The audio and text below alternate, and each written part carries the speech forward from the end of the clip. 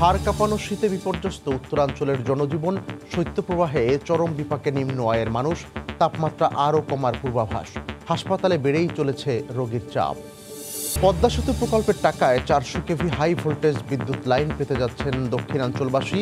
আলাদা করে বসানো হচ্ছে 7টি পিলার। আগামী বছরের ডিসেম্বরে শেষ হবে কাজ। রাজশাহীর এই চর খিদিরপুরে 15,000-এর বেশি মানুষের বসবাস ছিল, যা বর্তমানে নেমে এসেছে 1500-তে। নদী ভাঙনে বিলীন রাজশাহী সীমান্তের 2 গ্রাম, চরম আতঙ্কে টিকে থাকা চর খিদিরপুরের বাসিন্দারা, স্থায়ী বাঁধ নির্মাণের দাবি। এবং বড়দিন ঘিরে সংক্রমণ বাড়ার আশঙ্কায় ব্রিটেনে কঠোর বিধিনিষেধ। এ মাসেই অনুমোদন পাচ্ছে অক্সফোর্ডের করোনা ভ্যাকসিন। বিনামূল্যে টিকা দেয় খুশি সৌদি প্রবাসীরা।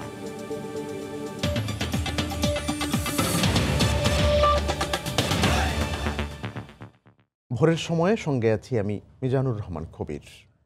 হাড় কাঁপানো শীতে বিপর্যস্ত উত্তরাঞ্চলের জনজীবন, শৈত্যপ্রবাহে সবচেয়ে বেশি বিপাকে পড়েছেন নিম্ন আয়ের মানুষজন।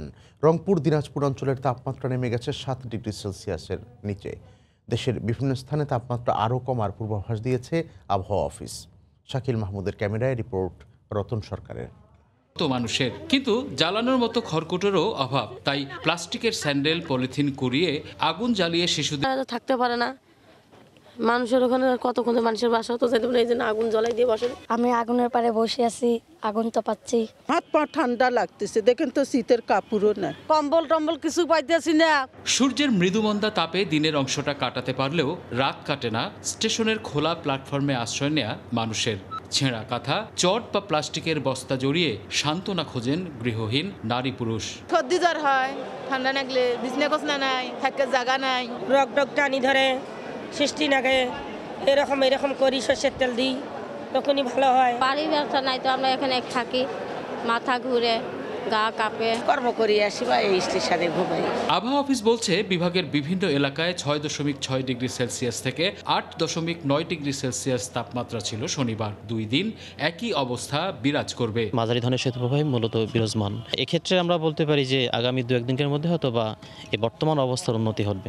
শহুরে মানুষের চেয়ে গ্রামের, বিশেষত নদী বেষ্টিত জনপদে মৃদু থেকে মাঝারি এই শৈত্যপ্রবাহ রীতিমতো ভয়ঙ্কর হয়ে উঠেছে বলে জানিয়েছেন জনপ্রতিনিধিরা। রতন সরকার, সময় সংবাদ, রংপুর। শীতের সঙ্গে সঙ্গে রাজধানীর হাসপাতালগুলোতে বাড়ছে ঠান্ডাজনিত রোগে আক্রান্তের সংখ্যা। সবচেয়ে বেশি আক্রান্ত হচ্ছে শিশুরা। চিকিৎসকরা বলছেন, আগে যেখানে প্রতিদিন 1 থেকে 150 রোগী আসতো, এখন সেই সংখ্যা 300 ছুঁই। করোনার এই সময়টাতে বাড়তি সতর্কতার পরামর্শ তাদের। পেশায় গাড়ি চালক ফারুক 4 মাসের সন্তানের শ্বাসকষ্ট নিয়ে ভর্তি হয়েছেন ঢাকা শিশু হাসপাতালে। পরীক্ষা করে জানা যায় শিশুটি নিউমোনিয়ায় আক্রান্ত। তার মতো আরও অনেক বাবা মা সর্দি, জ্বর, কাশি ও ডায়রিয়া সহ শীতজনিত নানা রোগে আক্রান্ত শিশুদের নিয়ে এসেছেন হাসপাতালে। শ্বাস ফালতে পারতো না, অনেক সমস্যা হতো, বুকের ভিতরে দুব দুব শব্দ হতো, শ্বাস টানতে পারতো না, শ্বাস টান দিলে বুক একবারে নিচের দিকে ডেবে যেত। শেষে শ্বাসকষ্ট হয়েছে, আর মনে কর বুক ভেঙে আইছে, এরপরে নিয়ে আইছি ডাক্তারের কাছে। অনেক কইতাছে কি আপনারা ভর্তি করেন, বাচ্চার নিউমোনিয়া হয়েছে। বাচ্চার পায়খানা হচ্ছিল, তারপরে জ্বর আসছে, জ্বর আসলে অর্ধেক রাত্রে খিঁচুনি উঠলো। বাচ্চার জ্বর কমতেছিল না, পরে হাসপাতালে নিয়ে আসছি, এখন আলহামদুলিল্লাহ বাচ্চা ভালো আছে। বাসায় বমি করলো, পাতলা পায়খানা করলো, তারপরে আপনার হাসপাতালে নিয়ে এসে ভর্তি করলাম। ভমিটিং, বাচ্চা শ্বাস নিতে পারতেছে না। পরে আমরা একটা প্রাইভেট হসপিটালে যাই, ওইখান থেকে এক্সরে করে ওনারা বলে যে নিউমোনিটিস হয়ে গেছে। এই সাইডটা থেকে বমি শুরু করছে, বমি শুরু করার পরে এবার নিয়ে আইছে, এনে আইসে ওর ইমার্জেন্সি ভর্তি হয়েছে, এখন ভালো। শিশুদের শরীর উষ্ণ রাখার পাশাপাশি অভিভাবকদের বাড়তি নজর দেওয়ার পরামর্শ দিচ্ছেন চিকিৎসকরা। সাধারণ সর্দি, কাশি, জ্বর এই জিনিসগুলো খুব বেশি হচ্ছে এখন। এই শীতের মধ্যে অবশ্যই উষ্ণ রাখতে হবে এবং খেয়াল রাখতে হবে যেন তাকে কাঁথা বা অন্য কাপড় বা কম্বল দিয়ে যেন আমরা মুড়িয়ে রাখি, জড়িয়ে রাখি। অবশ্যই খেয়াল রাখতে হবে যেন বাচ্চা পেশাব পায়খানা করে দিয়ে ভেজা অবস্থায় না থাকে। আগে প্রতিদিন গড়ে 100 থেকে 150 রোগী আসলেও শীত বাড়ার সাথে সাথে প্রতিদিন এখন 250 থেকে 300 শিশু ঠান্ডাজনিত বিভিন্ন রোগে আক্রান্ত হয়ে আসছে হাসপাতালে। কামরুজ্জামান মামুন, সময় সংবাদ, ঢাকা। দলের পক্ষ থেকে শোকজের চিঠি দিয়ে অপমানিত করা হয়েছে বলে মন্তব্য করেছেন বিএনপির ভাইস চেয়ারম্যান মেজর অবসরপ্রাপ্ত হাফিজ উদ্দিন আহমেদ। তিনি বলেন, সিনিয়র যুগ্ম মহাসচিব রুহুল কবির রিজভী বিএনপির ভাইস চেয়ারম্যানকে শোকজ করতে পারেন না। শনিবার বনানীর নিজ বাসায় সংবাদ সম্মেলনে তিনি কথা বলেন। সম্প্রতি দলীয় শৃঙ্খলা ভঙ্গের অভিযোগ তুলে বিএনপির ভাইস চেয়ারম্যান মেজর অবসরপ্রাপ্ত হাফিজউদ্দিন আহমেদকে কারণ দর্শানোর নোটিশ দেয় বিএনপি। বিএনপির সিনিয়র যুগ্ম মহাসচিব রুহুল কবির রিজভী স্বাক্ষরিত ওই নোটিশে হাইকমান্ডের বিরুদ্ধে প্রকাশ্য সমালোচনার অভিযোগ তোলা হয়। এ ব্যাপারে নিজের অবস্থান তুলে ধরতে শনিবার দুপুরে বনানীর নিজ বাসভবনে সাংবাদিকদের সঙ্গে কথা বলেন হাফিজউদ্দিন। শুরুতেই আদিষ্ট না হয়ে কিভাবে একজন যুগ্ম মহাসচিব দলের ভাইস চেয়ারম্যানকে আক্রমণাত্মক ভাষায় শোকজ করেন তা নিয়ে প্রশ্ন তোলেন তিনি। বলেন, বিষয়টি অপমানজনক। একজন যুগ্ম সচিব মহাসচিব আদিষ্ট না হয়েও ভাইস চেয়ারম্যানকে শোকজ করতে পারে না, এটা সৌজন্যের ব্যত্যয় হয়েছে এবং যে আক্রমণাত্মক ভাষা ব্যবহার করা হয়েছে তাতে আমি অত্যন্ত অপমানিত বোধ করছি। কী কারণ দর্শায় আমাকে দেখায়? জিয়াউর রহমান বেহেশতে থাকলে উনিও লজ্জা পাবেন মেজর হাফিজকে শোকজ করেছে। কারণ দর্শানোর নোটিশের জবাবের কপি দেওয়া হয় সাংবাদিকদের। এতে তার বিরুদ্ধে আনা অভিযোগ অস্বীকার করেন তিনি বলেন, দলে মুক্তিযোদ্ধাদের কোণঠাসা করার ষড়যন্ত্র চলছে। মুক্তিযুদ্ধ সম্পর্কিত সভাগুলোয় আমাকে সবসময় আমন্ত্রণ জানানো হতো। গত দেড় দুই বছর ধরে আমাকে আমন্ত্রণ জানানো হচ্ছে না। বোঝাই যাচ্ছে যে বিএনপিতে মুক্তিযোদ্ধাদেরকে কোণঠাসা করার একটা প্রক্রিয়া কোনো একটা মহল চালু করেছে। এদিকে দলের আরেক শীর্ষ নেতা মনে করেন, দল প্রয়োজন মনে করলে যে কোনো নেতাকে কারণ দর্শানোর নোটিশ দিতে পারে, তবে মুক্তিযোদ্ধাদের অবমূল্যায়ন করার অধিকার কেউই রাখে না। বিএনপি বা কোনো রাজনৈতিক দলের তাদেরকে অবমাননা করার অধিকারও রাখে না। আর কোনো মুক্তিযোদ্ধাকে অপমান করা মানে হলো যে আমি মুক্তিযোদ্ধাদেরকে অপমান করছি। সম্প্রতি হাইকমান্ডকে অবহিত না করে গুলিস্তানে নেতাকর্মীদের জমায়েতের অভিযোগে দলের আরেক ভাইস চেয়ারম্যান শওকত মাহমুদকেও শোকজ করেছে বিএনপি। এতে দলের ভেতরে দ্বন্দ্বের বিষয়টি স্পষ্ট হয়ে উঠেছে বলে মনে করছেন অনেকেই। সালাউদ্দিন সুমন, সময় সংবাদ, ঢাকা। সাগরের ঢেউ, সবুজ বন আর পাখির জলকিলি উপভোগে প্রকৃতি প্রেমীদের ডাকছে ভোলার চরকুকরি-মুকরি। এই নিয়ে রিপোর্ট থাকছে সংবাদের পরের অংশে। শুধু যোগাযোগই নয়, পদ্মা সেতু প্রকল্পের মাধ্যমে উচ্চ ক্ষমতা সম্পন্ন 400 কেভি বিদ্যুৎ সঞ্চালন লাইন পেতে যাচ্ছেন দেশের দক্ষিণাঞ্চলের মানুষ। সেতু থেকে 2 কিলোমিটার ভাটিতে এজন্য আলাদা করে 7টি পিলার বসানো হচ্ছে। মূল সেতুর জন্য বরাদ্দকৃত 12,000 কোটি টাকা থেকেই নদীর গভীরে তৈরি হচ্ছে পিলারগুলো। আগামী বছরের শেষ নাগাদ এই কাজ সমাপ্ত হবে। সাইফুল ইসলামের ছবিতে রিপোর্ট এহসান জুয়েলের।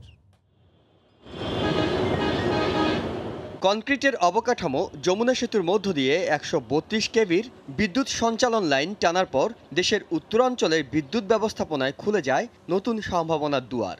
এবার পদ্মা সেতুর মাধ্যমে হাই ভোল্টেজের 400 কেভি বিদ্যুৎ সংযোগ পেতে যাচ্ছে দক্ষিণাঞ্চলের জেলাগুলো। তবে পদ্মা সেতুর স্টিলের তৈরি কাঠামোতে 400 কেভি হাই ভোল্টেজ লাইন টানা সম্ভব নয় বলে মূল সেতু থেকে 2 কিলোমিটার ভাটিতে আলাদা করে বসানো হচ্ছে 7টি বিদ্যুতের খুঁটি। এর আগে যমুনা সেতুর মধ্য দিয়ে ইস্ট ওয়েস্ট কানেকশনের সময় পিজিসিবিকে আন্তর্জাতিক ঠিকাদার নিয়োগ দিতে হলেও তার চেয়ে বড় ও জটিল পদ্মা সেতু প্রকল্পে আলাদা করে কোনো ঠিকাদার কিংবা খরচ করতে হচ্ছে না। সেতুর পাইলিংয়ের জন্য শক্তিশালী যে হ্যামার বাংলাদেশে আনা হয়েছে সেটা দিয়েই বিদ্যুৎ বিভাগের জন্য তৈরি করা হচ্ছে এসব পিলার। গত বছরের জুনে মাটি পরীক্ষার পর এর মধ্যে সব পিলারের পাইলিং শেষ। 36টি খুঁটির মধ্যে 32টির কনক্রিটিংয়ের কাজও সম্পূর্ণ। আগামী বছরের ডিসেম্বর মাস নাগাদ পুরো কাজটি বিদ্যুৎ বিভাগের হাতে বুঝিয়ে দেওয়া সম্ভব বলে আশাবাদী সেতু বিভাগ। যদিও বিদ্যুৎ বিভাগ থেকে আমাদেরকে অনুরোধ করা হয় সেটা তাড়াতাড়ি এপ্রিলের মধ্যে শেষ করা, আসলে বাস্তব অগ্রগতি আমি দেখে এসেছি সেটা এপ্রিলে হবে না, সেটা আর একটু সময় লাগবে। আমাদের লক্ষ্যমাত্রা আছে ডিসেম্বর 2021-এর মধ্যে ওইটার কাজটিও সমাপ্ত করা। 7টি পিলারে 3টিতে 4টি করে আর 4টিতে 6টি করে মোট 36টি খুঁটি প্রবেশ করাতে হচ্ছে নদীর তলদেশে। এক একটি পিলারের মধ্যে দূরত্ব 830 মিটার করে। আলাদা কোনো প্রকল্প গঠন কিংবা বাড়তি কোটি কোটি টাকার বাজেট ছাড়াই দেশের বিদ্যুৎ বিভাগ পেল কঠিন কাজের সহজ এক সমাধান। ফলে পদ্মা সেতু শুধু যোগাযোগ ব্যবস্থায় নয়, একই সঙ্গে দেশের দক্ষিণ পশ্চিমাঞ্চলের বিদ্যুৎ সংযোগেও আনবে বৈপ্লবিক এক পরিবর্তন। এহসান জুয়েল, সময় সংবাদ, জাজিরা, শরীয়তপুর। ভোরের সময়ে আরও থাকছে, বগুড়ায় এক সপ্তাহে প্রতিমণ ধানের দাম বেড়েছে 50 থেকে 100 টাকা। খুশি কৃষক, ঊর্ধ্বমুখী দরে দুশ্চিন্তায় মিল মালিকরা।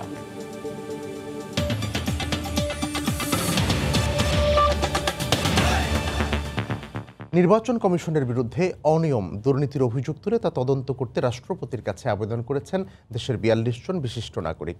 গতকাল এক ভার্চুয়াল সংবাদ সম্মেলনে জানানো হয় গত 14ই ডিসেম্বর রাষ্ট্রপতির কাছে চিঠি পাঠানো হয়েছে।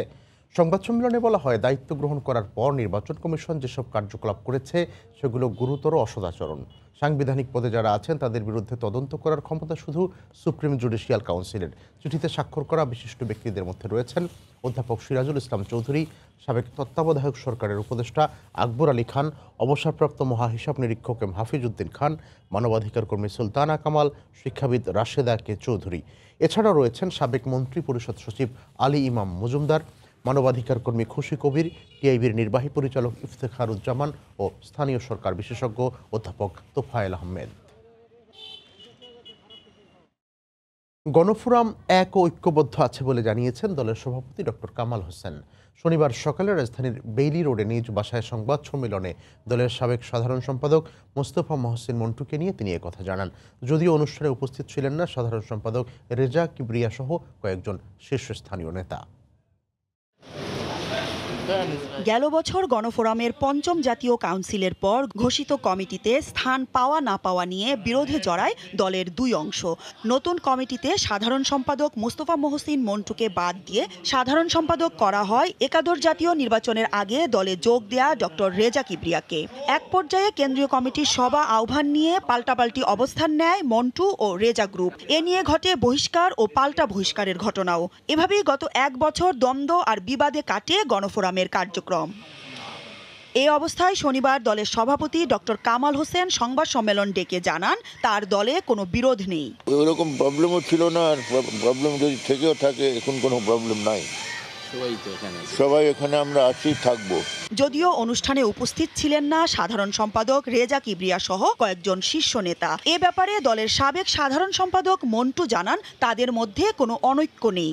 যে ভুলভ্রান্তি ছিল অভিভাবকের নেতৃত্বে আমরা সম্পূর্ণ করে ফেলেছি, আমাদের ভিতরে কোনো দ্বিধাদ্বন্দ্ব নেই। ডক্টর রেজা কিবরিয়া উনি আসার ইচ্ছা পোষণ করেছে, কিন্তু শারীরিক অসুস্থতার কারণে উনি কোয়ারেন্টাইনে আছেন। এদিকে ভাস্কর্য ইস্যুতে ডক্টর কামাল জানান ভাস্কর্য ইতিহাস ঐতিহ্যের অংশ, এর সঙ্গে ধর্মের কোনো সম্পর্ক নেই। ধর্ম অপব্যবহার, ধর্মীয় অনুভূতিতে আঘাত দেওয়ার মতো এমন কিছু নেই। আসছে জানুয়ারিতে দলের কাউন্সিল, কমিটি ও অন্যান্য বিষয় নিয়ে সিদ্ধান্ত নেয়ার কথা জানানো হয় সংবাদ সম্মেলনে। 9 তারিখ আপনাদেরকে দেব, বুঝছেন না। মৌসুমী ইসলাম, সময় সংবাদ, ঢাকা।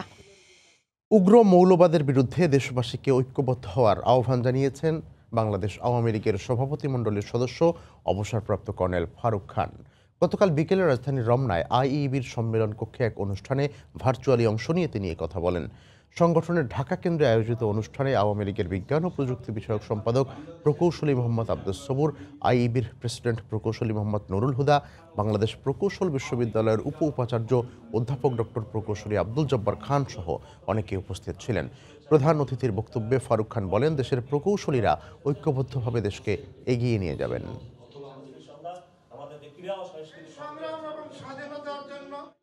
আওয়ামী লীগের সাধারণ সম্পাদক ওবায়দুল কাদের বলেছেন, দেশ জুড়ে ভাস্কর্য অবমাননার মূল পরিকল্পনাকারী বিএনপি। এ কারণেই দেশের মুক্তিযুদ্ধকে চ্যালেঞ্জ করা হলেও তারা প্রকাশ্যে কোনো প্রতিবাদ করতে পারেনি বলেও জানান তিনি। গতকাল দুপুরে নওগাঁর মান্দা উপজেলা আওয়ামী লীগের ত্রিবার্ষিক সম্মেলনে ভিডিও কনফারেন্স যুক্ত হয়ে তিনি একথা বলেন। এদেশে যখন মুক্তিযুদ্ধের চেতনাকে চ্যালেঞ্জ করা হয় তখনও বিএনপি প্রকাশ্যে একটি বাক্য বলা সাহস দেখাতে পারে না। আবার বলে তারা দলে নাকি মুক্তিযোদ্ধা বেশি, তাদের দলে তাদের বর্ণচোরা আর গোপন ষড়যন্ত্রের রাজনীতির কারণে জনগণ মনে করে ভাস্কর্য অবমাননার মূল পরিকল্পনাকারী কুশীলব হচ্ছে আজকে বিএনপি। কুষ্টিয়ায় জাতির জনক বঙ্গবন্ধু শেখ মুজিবুর রহমানের ভাস্কর্য ভাঙচুরের প্রতিবাদে বাগেরহাটে মানববন্ধন করা হয়েছে। গতকাল সকালে বাগেরহাট খুলনা সড়কের বাগেরহাট বাস স্ট্যান্ড এলাকায় মানববন্ধন অনুষ্ঠিত হয়। এতে স্থানীয় পরিবহন মালিক শ্রমিকদের 4টি সংগঠন অংশ নেয়। এ সময় জামায়াত শিবির আবারও মাথা চাড়া দিয়ে উঠতে চায় বলে জানান বক্তারা। বঙ্গবন্ধুর ভাস্কর্য নিয়ে উস্কানিমূলক বক্তব্য দাতাদের দ্রুত গ্রেপ্তারেরও দাবি জানান তারা।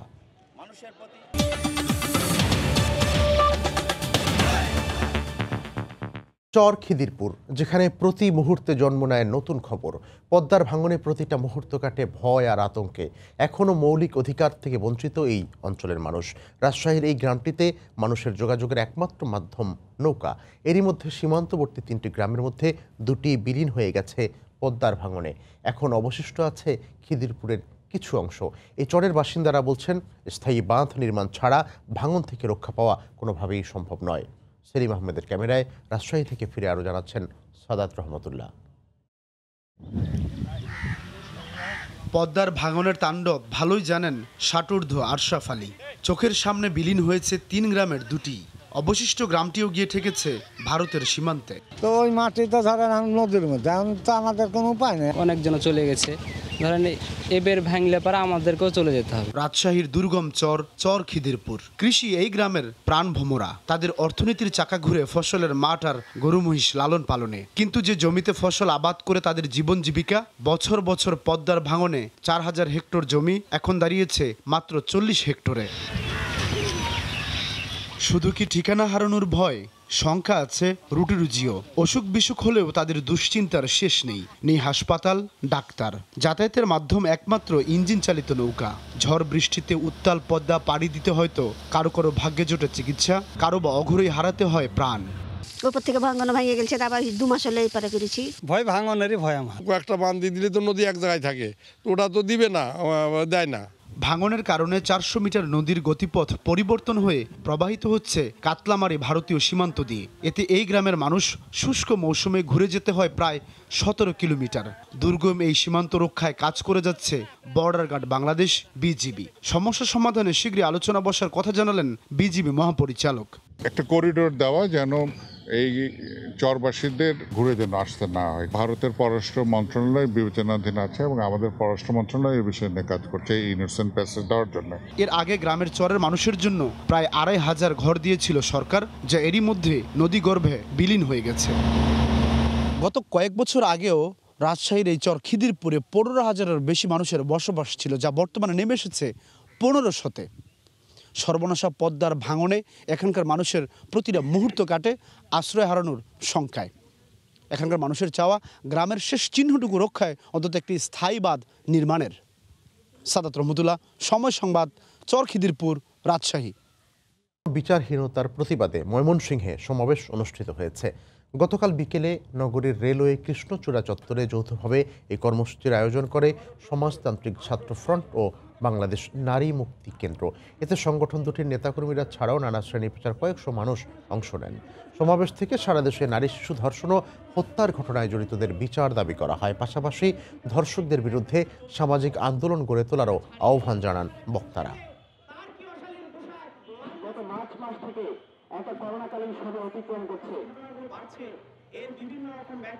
খাগড়াছড়িতে বিনামূল্যে ক্ষুদ্র নৃগোষ্ঠীর 2500 পরিবারে বিদ্যুৎ সংযোগ দেওয়া হয়েছে। গতকাল দুপুরে এই বিদ্যুৎ সংযোগের উদ্বোধন করেন স্থানীয় সংসদ সদস্য কুজেন্দ্রলাল ত্রিপুরা। পার্বত্য চট্টগ্রাম বিদ্যুৎ সংযোগ ও সম্প্রসারণ প্রকল্পের আওতায় সুবিধা পাবেন চেলাছড়াপাড়া, লারমাপাড়া, পল্টনজয়পাড়া সহ 6টি গ্রামের ক্ষুদ্র নৃগোষ্ঠীর বাসিন্দারা। পরে চেলাছড়া গ্রামে এক আলোচনা সভার আয়োজন করা হয়। এতে সংসদ সদস্য কুজেন্দ্রলাল ত্রিপুরা ও স্থানীয় প্রশাসন সহ সুশীল সমাজের ব্যক্তিরা উপস্থিত ছিলেন। ঝিনাইদহে অসচ্ছল 45 মেধাবী শিক্ষার্থীকে বৃত্তি দেওয়া হয়েছে। গতকাল সকালে শহরের পবাহাটি এলাকায় সৃজনী ফাউন্ডেশন ও পল্লী কর্মসহায়ক ফাউন্ডেশনের উদ্যোগে এই বৃত্তি দেওয়া হয়। এ সময় প্রত্যেক শিক্ষার্থীকে এককালীন 12,000 টাকা করে বৃত্তি তুলে দেন জেলা পুলিশ সুপার মুনতাসিরুল ইসলাম। অনুষ্ঠানে উপস্থিত ছিলেন সৃজনী ফাউন্ডেশনের কর্মকর্তা সহ অন্যরা।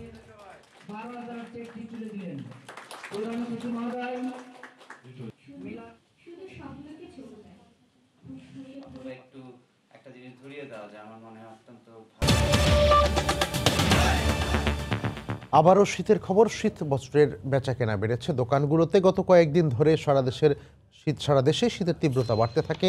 কনকনে ঠান্ডায় জনজীবন অনেকটা স্থবির হয়ে পড়েছে। সবচেয়ে বেশি বিপাকে পড়েছেন খেটে খাওয়া সাধারণ মানুষ। তাই শীত নিবারণে মার্কেটগুলোতে গরম কাপড় কিনতে উপচে পড়া ভিড় দেখা গেছে তাদের। ফুটপাত ও বিপণী বিতানগুলো থেকে যে যার সাধ্যমতো কিনছেন পছন্দের গরম কাপড়। বিক্রি বাড়ায় খুশি ব্যবসায়ীরাও।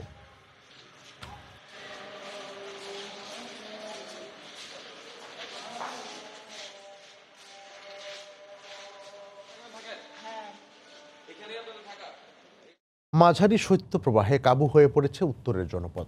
শীতের খবর জানাতে রংপুর থেকে সরাসরি যোগ দিচ্ছেন রিপোর্টার রতন সরকার ও রাজশাহী থেকে যোগ দিচ্ছেন সাইফুর রহমান রকি। আমরা প্রথমেই যাব রতনের কাছে। রতন, রংপুর সহ এই অঞ্চলে আসলে যে শীতের তাপমাত্রা কমে গেছে সেটি কিন্তু এই মৌসুমের সর্বোচ্চ পর্যায়ের তাপমাত্রা কমে যাওয়ার ঘটনা।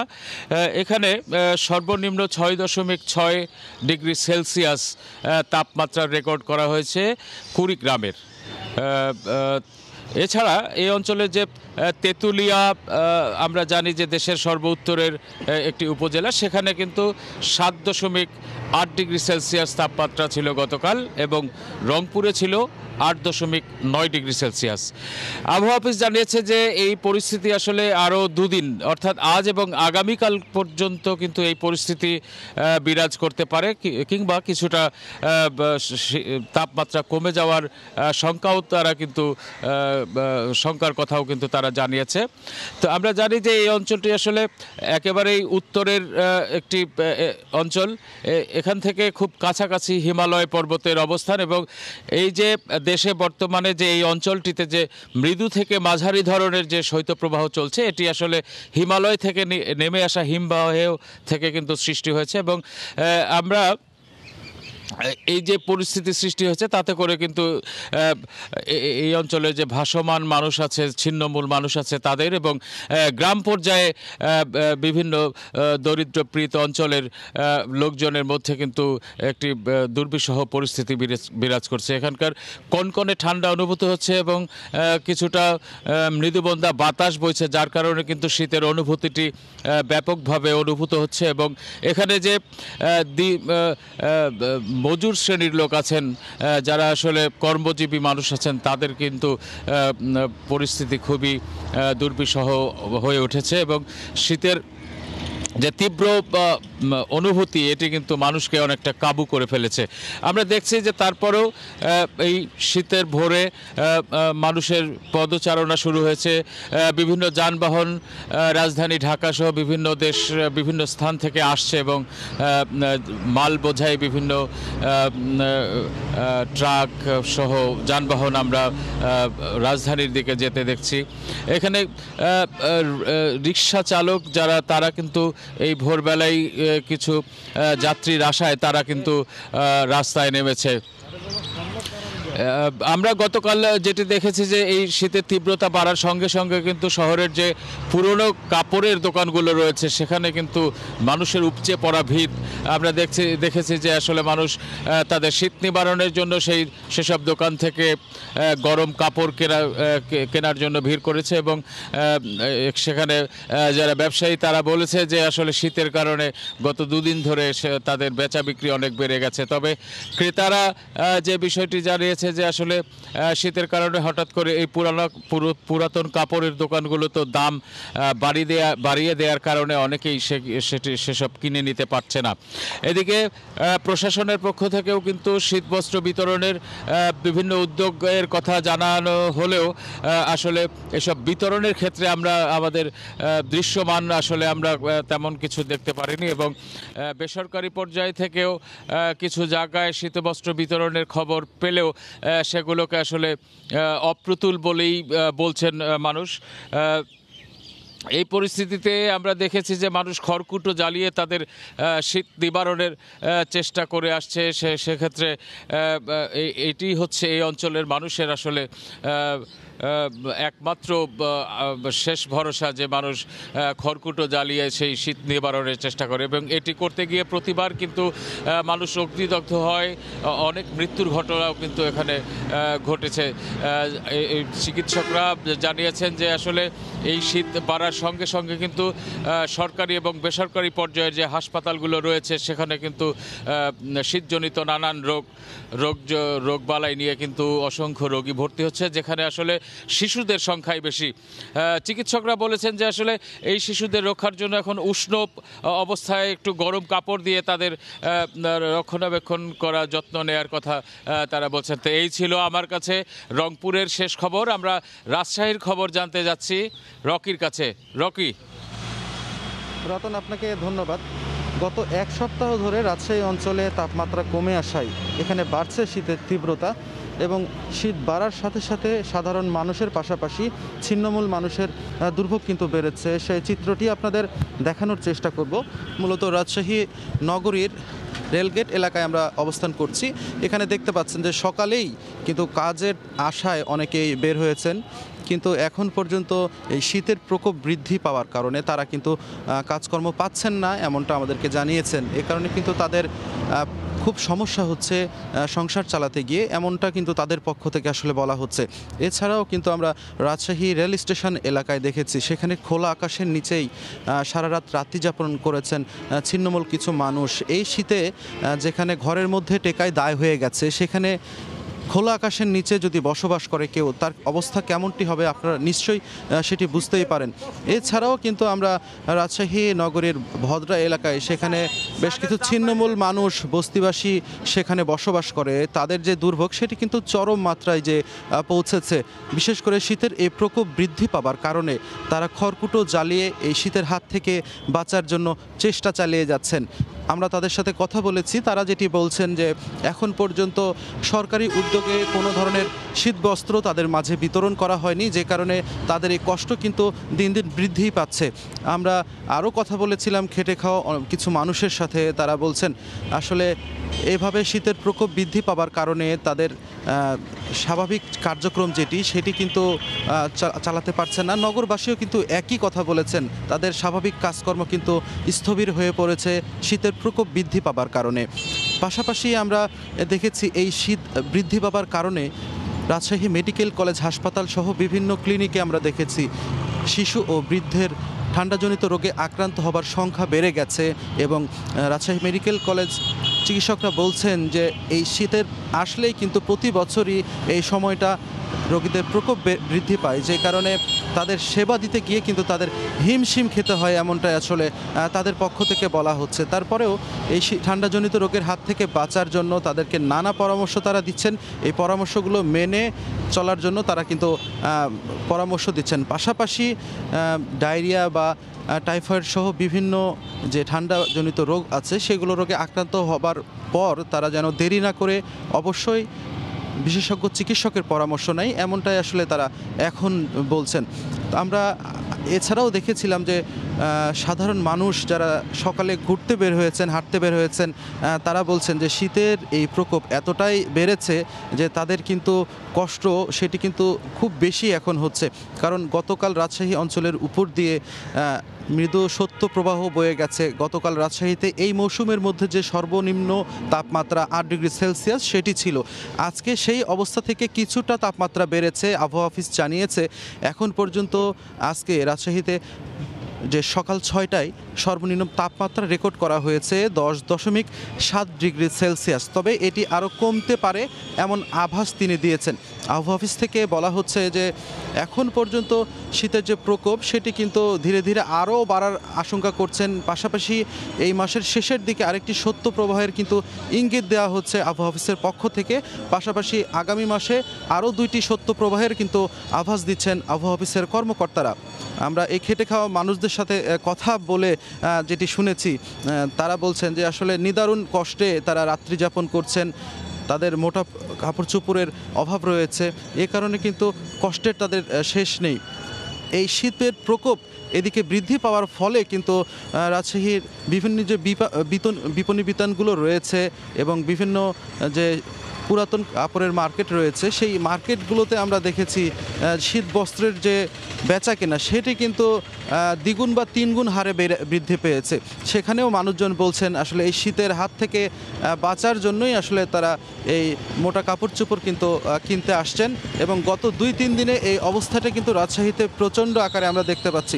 পাশাপাশি এখানে বিক্রেতারা যেটি বলছেন যে গত 2-3 দিন থেকে রাজশাহীতে তাদের যে বেচা কেনা সেটি কিন্তু অনেকাংশেই বৃদ্ধি পেয়েছে এবং শীতের এই প্রকোপ যত বৃদ্ধি পায় তাদের এই বেচা কেনা কিন্তু ততই বেশি জমজমাট হয়ে থাকে।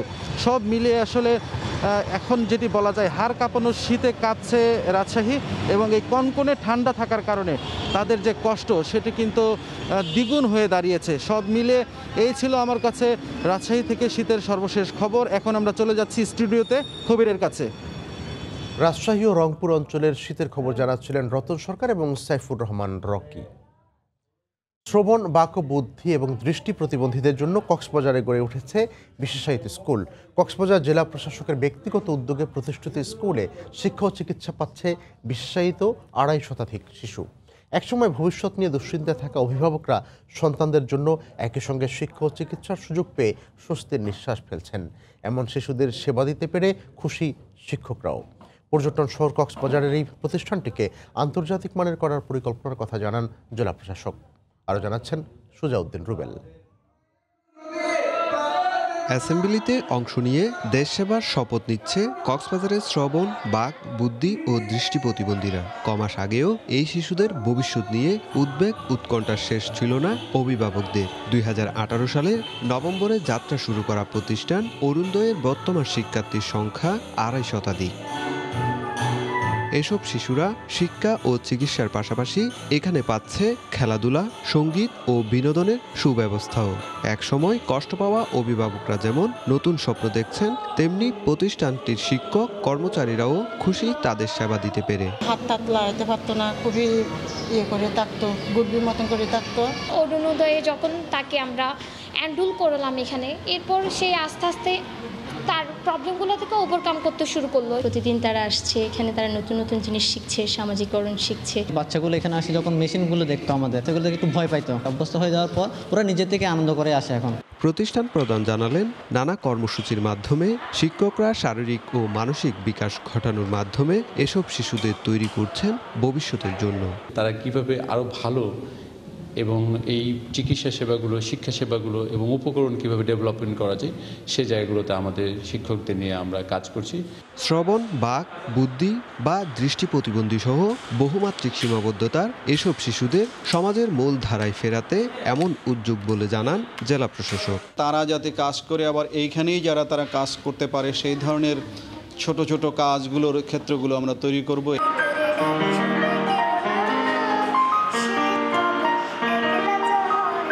শিক্ষক, চিকিৎসক ও কর্মচারী সহ মোট ২২ জন কর্মী অরুণোদয়ে সেবা দিচ্ছেন। সমাজসেবা অধিদপ্তরের তথ্য মতে কক্সবাজার জেলায় মোট প্রতিবন্ধী রয়েছে ২২,১৯৪ জন। সুজাউদ্দিন রুবেল, সময় সংবাদ, কক্সবাজার। শীতের সকালে জেলেরা মাছ না ধরায় রাজশাহীর পাইকারি বাজারে কমেছে মাছের সরবরাহ। নদী কিংবা পুকুর থেকে বাজারে সব মাছের সরবরাহ কমায় বাড়ছে দাম। তবে ভোরের পরিবর্তে বাজারে দেরিতে মাছ আসায় পাইকার সংকটে কমছে আড়তের বেচাকেনাও। রিপোর্ট রাকিবুল হাসানের। রাজশাহীতে শীতের প্রকোপ বাড়ায় ভোরবেলা মাছ ধরতে জেলে সংকটে পড়ছেন পুকুর ও মালিকরা। উপজেলার অধিকাংশ পুকুর থেকে বাজারে মাছের সরবরাহ কমেছে। ব্যবসায়ীরা বলছেন, নওদাপাড়া পাইকারি বাজারে ১৫০ ট্রাকের পরিবর্তে মাছ আসছে মাত্র ৬০ থেকে ৬৫ ট্রাক। সে সাথে কমেছে নদী, নালা ও খালবিলের মাছের যোগান। বেলা হলে অবশ্য দাম কম, আর সকালবেলা একটু দাম বেশি, আর আগের চেয়ে মাছের দাম একটু বেশি হয়েছে। মাছের দাম বেশি কিন্তু এলাকায় বিক্রি খুব কম, আমদানি কম, সেজন্য মাছের দাম বাড়ছে। এ অবস্থায় নগরীর নওদাপাড়া পাইকার বাজারে সব রকম মাছের সরবরাহ কমায় বেড়েছে দাম। একদিনের ব্যবধানে কেজি প্রতি মাছের দাম বেড়েছে ২০ থেকে ৩০ টাকা পর্যন্ত। ঠান্ডাতে মাছ মারছে না, তার লাগে দামটা বেশি। মাছ পুকুর আলাদা মাছ কম, তার মধ্যে শীত। এক আধ মাস পর আজকে একটু মাছের দামটা একটু বেশি আছে, কারণ বিলের মাছ আস্তে আস্তে কমে যাইতেছে। দাম বাড়লেও বাজারে দেরিতে মাছ আসায় ব্যাপারী সংকটে পড়ছেন আড়তদাররা। আর প্রতিদিন মাছের দামের পার্থক্য থাকায় উৎপাদন খরচ মিটিয়ে লাভ করতে পারছেন না দাবি পুকুর মালিক ও আড়তদারদের। মাছের খাবারের দামটা আমাদের অতিরিক্ত, সেই হিসাবে আমরা কোনো করতে পারছি না, যে লাভবান হতে পারছি না। জেলেদের খরচটা অনেক বেশি, জাল টাল পুকুরের খরচ এখন একটু বেশি, সেই হিসাবে মাছের দাম এখন নাই। ঠান্ডার কারণে আমদানি কম হচ্ছে, ওই জন্য মাছটা ধরতে পারছে কম, এই কারণে আমদানি কম হচ্ছে, বাজারে কষ্ট। নওদাপাড়া মাছ বাজারে ৪ উপজেলা থেকে আসে মাছের সরবরাহ। প্রতিদিন ২০ থেকে ২৫ লাখ টাকার মাছ বেচাকেনা হয় এখানে। সময় সংবাদ, রাজশাহী। জেলে ও পাইকারদের হাঁক ডাকে মানিকগঞ্জের আরিচাঘাটের মাছের আড়তে জমে উঠেছে বেচাকেনা। এই মুহূর্তে সেখানে আছেন সহকর্মী ইউসুফ আলী। আমরা সরাসরি তার কাছে যাব বিস্তারিত জানতে।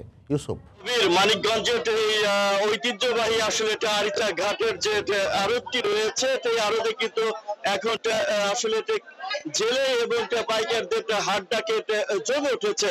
সেই ক্ষেত্রে কিন্তু আসলে 200 বছরের ঐতিহ্যবাহী যে আড়তটি রয়েছে এই আড়তে কিন্তু আসলে সবচেয়ে যে আকর্ষণীয় যে মাছগুলো রয়েছে দেশের এবং দেশীয় মাছ সেটা হচ্ছে আসলে পাঙ্গাস, আইড়, শোল, শিং, বাইম, এই ধরনের মাছ যেগুলো আসলে সুস্বাদু এবং কি তরতাজা টাটকা, তো সেইগুলো কিন্তু পদ্মা, যমুনা এবং কি যে মুক্ত জলাশয়ের যে মাছগুলো রয়েছে সেই মাছগুলো কিন্তু এখন হাট ডাকে বিক্রি হচ্ছে। শুধুটা আসলে মানিকগঞ্জের পাইকারি নয়, ঢাকা এবং ঢাকার আশপাশের যে পাইকার গুলো রয়েছে সেই পাইকাররাই কিন্তু এখানে আসলে এখন কেনা বেচা করছে, কিনছে। সেক্ষেত্রে কিন্তু একদম ভোরেই কিন্তু একদম এই মুহূর্তে কিন্তু মানিকগঞ্জের আরিচা থেকে শুরু করে মানিকগঞ্জের সর্বত্রই আসলে মোট এখন 13 ডিগ্রি সেলসিয়াসের তাপমাত্রা বিরাজ করছে। এই 13 ডিগ্রি সেলসিয়াসের তাপমাত্রা থাকার কারণে কিন্তু আসলে ঠিক কঠিন একটা শীত অনুভূত হচ্ছে। এটা এই শীতের মধ্যে কিন্তু আসলে বেচা কিনাটা জমে উঠেছে। এটা আসলে কুয়াশা নেই, সেই ক্ষেত্রে কিন্তু এটা আসলে যারা ঢাকার একদম ঢাকা থেকে এবং ঢাকার আশপাশ থেকে যে পাইকাররা রয়েছে তারা কিন্তু অলরেডি আসলে কেনাকাটা করে চলে গিয়েছে। আসলে এখানে যারা জেলে রয়েছে জেলেরা বলছে কয়েকদিনের কিন্তু তীব্র শীতে তারা কিন্তু কষ্ট করছে এবং কিন্তু সেই কষ্টের ভিতরে যে মাছ ধরছে এখন যে পদ্মা যমুনায় সবচাইতে বেশি যে মাছগুলো আসলে ধরা পড়ছে সেটা হচ্ছে পাঙ্গাস মাছ। এটা পাঙ্গাস মাছের কিন্তু সরবরাহটা সবচাইতে বেশি রয়েছে, আইড় মাছ এবং বোয়াল মাছের সরবরাহটা আমি বেশি দেখেছি। তবে সেই ক্ষেত্রে কিন্তু এখন যে দরটি রয়েছে এই যে আরো সেই দরটি যদি আপনাকে জানাই সেটি হচ্ছে এখন বোয়াল বিক্রি বোয়াল বিক্রি হচ্ছে এটা আসলে 600 থেকে 700 টাকা, শোল বিক্রি হচ্ছে 300 থেকে 400 টাকা, আর বাইম দেশীয় এবং সুস্বাদু বাইম সেটা বিক্রি হচ্ছে 600 থেকে 700 টাকায়, শিং মাছ বিক্রি হচ্ছে 300 থেকে 400 টাকায়, বাগাইর মাছ যেটা খুব আকর্ষণীয় এবং পদ্মা যমুনার যে বাগার রয়েছে সেই বাগারটি বিক্রি হচ্ছে 700 থেকে 750 টাকায়, পাঙ্গাস যেটা খুব সরবরাহটা বেশি রয়েছে এটা আরো এবং সেটা ক্রেতা বিক্রেতার একটা সেখানে আসলে সবচেয়ে ভিড়ও রয়েছে, সেটা হচ্ছে এটা যাচ্ছে এখন 600 থেকে 650 টাকায়।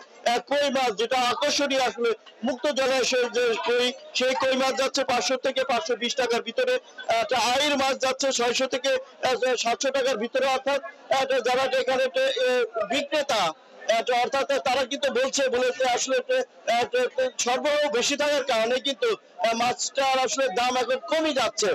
তবে এটা শুধু আসলে আমি দেখছি যে যারা শুধু সামাজিক যে অনুষ্ঠানগুলো করে তারা কিন্তু এখানে মাছ কিনতে আসছে, আবার যারা ফ্রিজে এবং রেখে মাছ খান তারাও কিন্তু এখান থেকে আসলে বেশি মাছ কিনছে। এখানে কিন্তু হাট ডাকেই বিক্রি হয়, সেই হাট ডাকে এখন বিক্রি হচ্ছে মাছগুলো। তবে সুস্বাদু মাছ কেনার জন্য কিন্তু আসলে ধামরাই, ঢাকা এবং টাঙ্গাইলের কিছু অংশ, সিরাজগঞ্জের কিছু পাইকারও কিন্তু এখানে আসলে কিনে থাকেন। তবে সবচেয়ে বেশি যে পাইকার গুলো রয়েছে সেই পাইকার গুলো হচ্ছে ঢাকা যে আশপাশের যে পাইকার, এই পাইকারে কিন্তু বেশি রয়েছে। তবে জেলেরা বলছে যে দরটা কমে গেলেও কিন্তু তাদের যেহেতু মাছ ধরা পড়ছে তারা কিন্তু বেশ খুশি রয়েছে। অন্যদিকে পাইকাররা বলছে, যারা পাইকার আসছে তারা বলছে যে এইটা ভারতীয়তে তারা কেনা বেচা করে আসলে খুব স্বাচ্ছন্দ্য বোধ করে, কারণ তরতাজা মাছ পাওয়া যায়। ঢাকার বাজারে কিন্তু এই মাছটার বেশ চাহিদা রয়েছে। অন্যদিকে কিন্তু টাটকা সুস্বাদু যেটা আসলে দেখলে লোভনীয় আসলে দেশের ভিতরে সেই মাছটি কিন্তু এখানে পাওয়া যাচ্ছে, যার জন্য কিন্তু তারা বলছে বলে আমরা ঢাকার বাজার ধরতেই কিন্তু আসলে এই মাছটি আসলে বিক্রি হয়ে যাচ্ছে। সবকিছু মিলিয়ে যে মাছের যে একটা সরবরাহ সেটা কিন্তু রয়েছে। অর্থাৎ যে তীব্র শীত তীব্রের মধ্যে আসলে তীব্র শীতের মধ্যে যা তারা জেলেরা বলছে বলে কষ্ট হচ্ছে। এই ছিল আমার কাছে খুবই আসলে আরিচা ঘাটের ঐতিহ্যবাহী যে আড়তটি রয়েছে সেই আড়তের সর্বশেষ অবস্থা। মানিকগঞ্জ থেকে মাছ বাজারের খবর জানাচ্ছিলেন ইউসুফ আলী। বগুড়ার হাট বাজারে এক সপ্তাহে প্রকারভেদে প্রতিমণ ধানের দাম 50 থেকে 100 টাকা পর্যন্ত বেড়েছে। বেশি দামে ধান বেচা কেনায় খুশি কৃষক, তবে মিল মালিকদের প্রতিনিধি আড়তদাররা বেশি দামে ধান কিনে বেশ দুশ্চিন্তায় আছেন। তারা সরকার নির্ধারিত মূল্যে চাল সরবরাহ করতে পারবেন না বলে জানিয়েছেন। বিস্তারিত মাজিদুর রহমানের রিপোর্টে ছবি তুলেছেন রবিউল ইসলাম। সকাল থেকে সরগরম বগুড়ার দুপচাচিয়া ধাপের হাটের ধানের বাজার। ভ্যান ভর্তি ধান নিয়ে হাটে আসেন কৃষকরা। এবার ধানের ফলন কম হলেও বর্তমান ভালো দাম পাওয়ায় খুশি কৃষক। আমরা অঞ্জের ধান বেচলাম, মোটা ধান 1230 টাকা। ধান বিক্রি করে লাভবান হচ্ছি, আমাকে অনেক খুশি। এই ধান মোটামুটি ভালোই হয়েছে এবং দামও ভালো পাচ্ছি এবং আমরা লাভবান। এই দাম থাকলে কৃষকেরা বাঁচবে। গত 7 দিনে দাম বাড়ায় ধান কেনা নিয়ে দুশ্চিন্তায় মিল মালিকরা। লোকসান দিয়ে সরকারকে 37 টাকা দরে চাল দিতে পারবেন না বলে জানিয়েছেন মিল মালিকদের প্রতিনিধিরা। ধান প্রায় 1250 টাকা দাম, সরকার যে দাম বেঁধে দিছে এই দামে আমরা চাল দিতে পারছি না। কৃষকেরা ধান কম দামে বিক্রি করে না, আমরা এখন কি করব? নিরুপায়। ধানের সাথে চালের কোনো মিল হচ্ছে না, ধানের দামটা বেশি, আর বিশেষ করে আমাকে ধানটায় উৎপাদনই কম হয়েছে। বগুড়া ধাপের হাটে মোটা ধান 1150 থেকে 1200 টাকায় এবং চিকন ধান 1300 টাকায় বিক্রি হচ্ছে। প্রতি হাটে প্রায় 10,000 মণ ধান কেনাবেচা হয়। মাজিদুর রহমান, সময় সংবাদ, বগুড়া। মুন্সিগঞ্জের আলদির বিখ্যাত মাঠা, খাঁটি দুধের এই মাঠা বিক্রি করেন কমল ঘোষ। শত শত লিটার মাঠা বিক্রি হয়। বিশেষ স্বাদের এই পানীয় পান করতে নানা স্থান থেকে প্রতিদিন শত শত মানুষ আসেন। সে সাথে কাঁচা ছানা ও দুধের ননিও বিক্রি করেন। বিস্তারিত নাসিরউদ্দিন উজ্জ্বলের রিপোর্টে। কমল ঘোষ গ্রামের সাধারণ এই মানুষটা এখন শহুরে মানুষের কাছে ব্যাপক পরিচিত মাঠা কমল নামে। মুন্সিগঞ্জের টঙ্গিবাড়ি উপজেলার আলদি বাজারে 30 বছর ধরে মাঠা বিক্রি করেন তিনি। 12 বছর বয়সে 10 লিটার দুধের মাঠা বিক্রি শুরুর পর এখন প্রতিদিন 500 লিটারের বেশি দুধের মাঠা বিক্রি করেন। বিক্রি বাড়ছে প্রতিদিনই। বিক্রিতে লোক লাগালেও মাঠা তৈরি করেন নিজেই। আমি ভালো বানাই, ভালো পাই দেখি আমার জন্য আমার কাছে আসে। সকাল 5টা থেকে মনে হয় 4 হতে 5 মণ মাঠা বিক্রি হয়। ঢাকা মুক্তারপুর সিপাহীপাড়া দিঘিরপাড় সড়কের আলদি অংশে মাঠা খেতে গাড়ি আর বাইকের ভিড়। অজপাড়াগাঁয়ের একটি টং দোকান ঘিরে এমন ভিড় থাকে ভোর থেকে সকাল 8টা পর্যন্ত। শত শত ক্রেতা রাজধানী ঢাকা সহ নানা অঞ্চল থেকে এখানে আসেন মাঠার স্বাদ গ্রহণ করতে। খাঁটি দুধে তৈরি এবং স্বাদে ভিন্নতা থাকায় এই মাঠার কদর বেশি। বন্ধু বান্ধব কিংবা পরিবার পরিজন দলে বলে আসেন এখানে। এটা অত্যন্ত সুস্বাদু, এই জন্য আমরা মাঠা খেতে আসছি। এখানে এসেছি আলদির মাঠা খেতে, খুব বিখ্যাত, নাম করা, তার জন্য আসা। কমল ঘোষের মাঠার কদরের কারণে বদলে গেছে আলদি বাজারের চেহারা। এলাকার দুধের দামও বেড়ে গেছে। নারায়ণগঞ্জ থেকে এখানে আসছি মাঠা গাছ দিয়ে, তো আমরা সবাই মিলে ফ্রেন্ড সার্কেল মাঠা গাছে আসি। মাঠা যেরকম নাম শুনেছি তার থেকেও ভালো, এটা মানুষ যে সুনাম করে আসলে এটা অনেক ভালো। এখানে আসছি যে আমরা খাইতেছি, বাসার জন্য নিয়ে যেতেছি, বাসা ফ্যামিলিদের খাওয়াবো। প্রতি লিটার মাঠার দাম 100 টাকা। 1 লিটার, আধা লিটার এবং কোয়ার্টার লিটারে বোতল ভর্তি বিক্রি হয় এই মাঠা। নাসিরউদ্দিন উজ্জ্বল, সময় সংবাদ, মুন্সিগঞ্জ।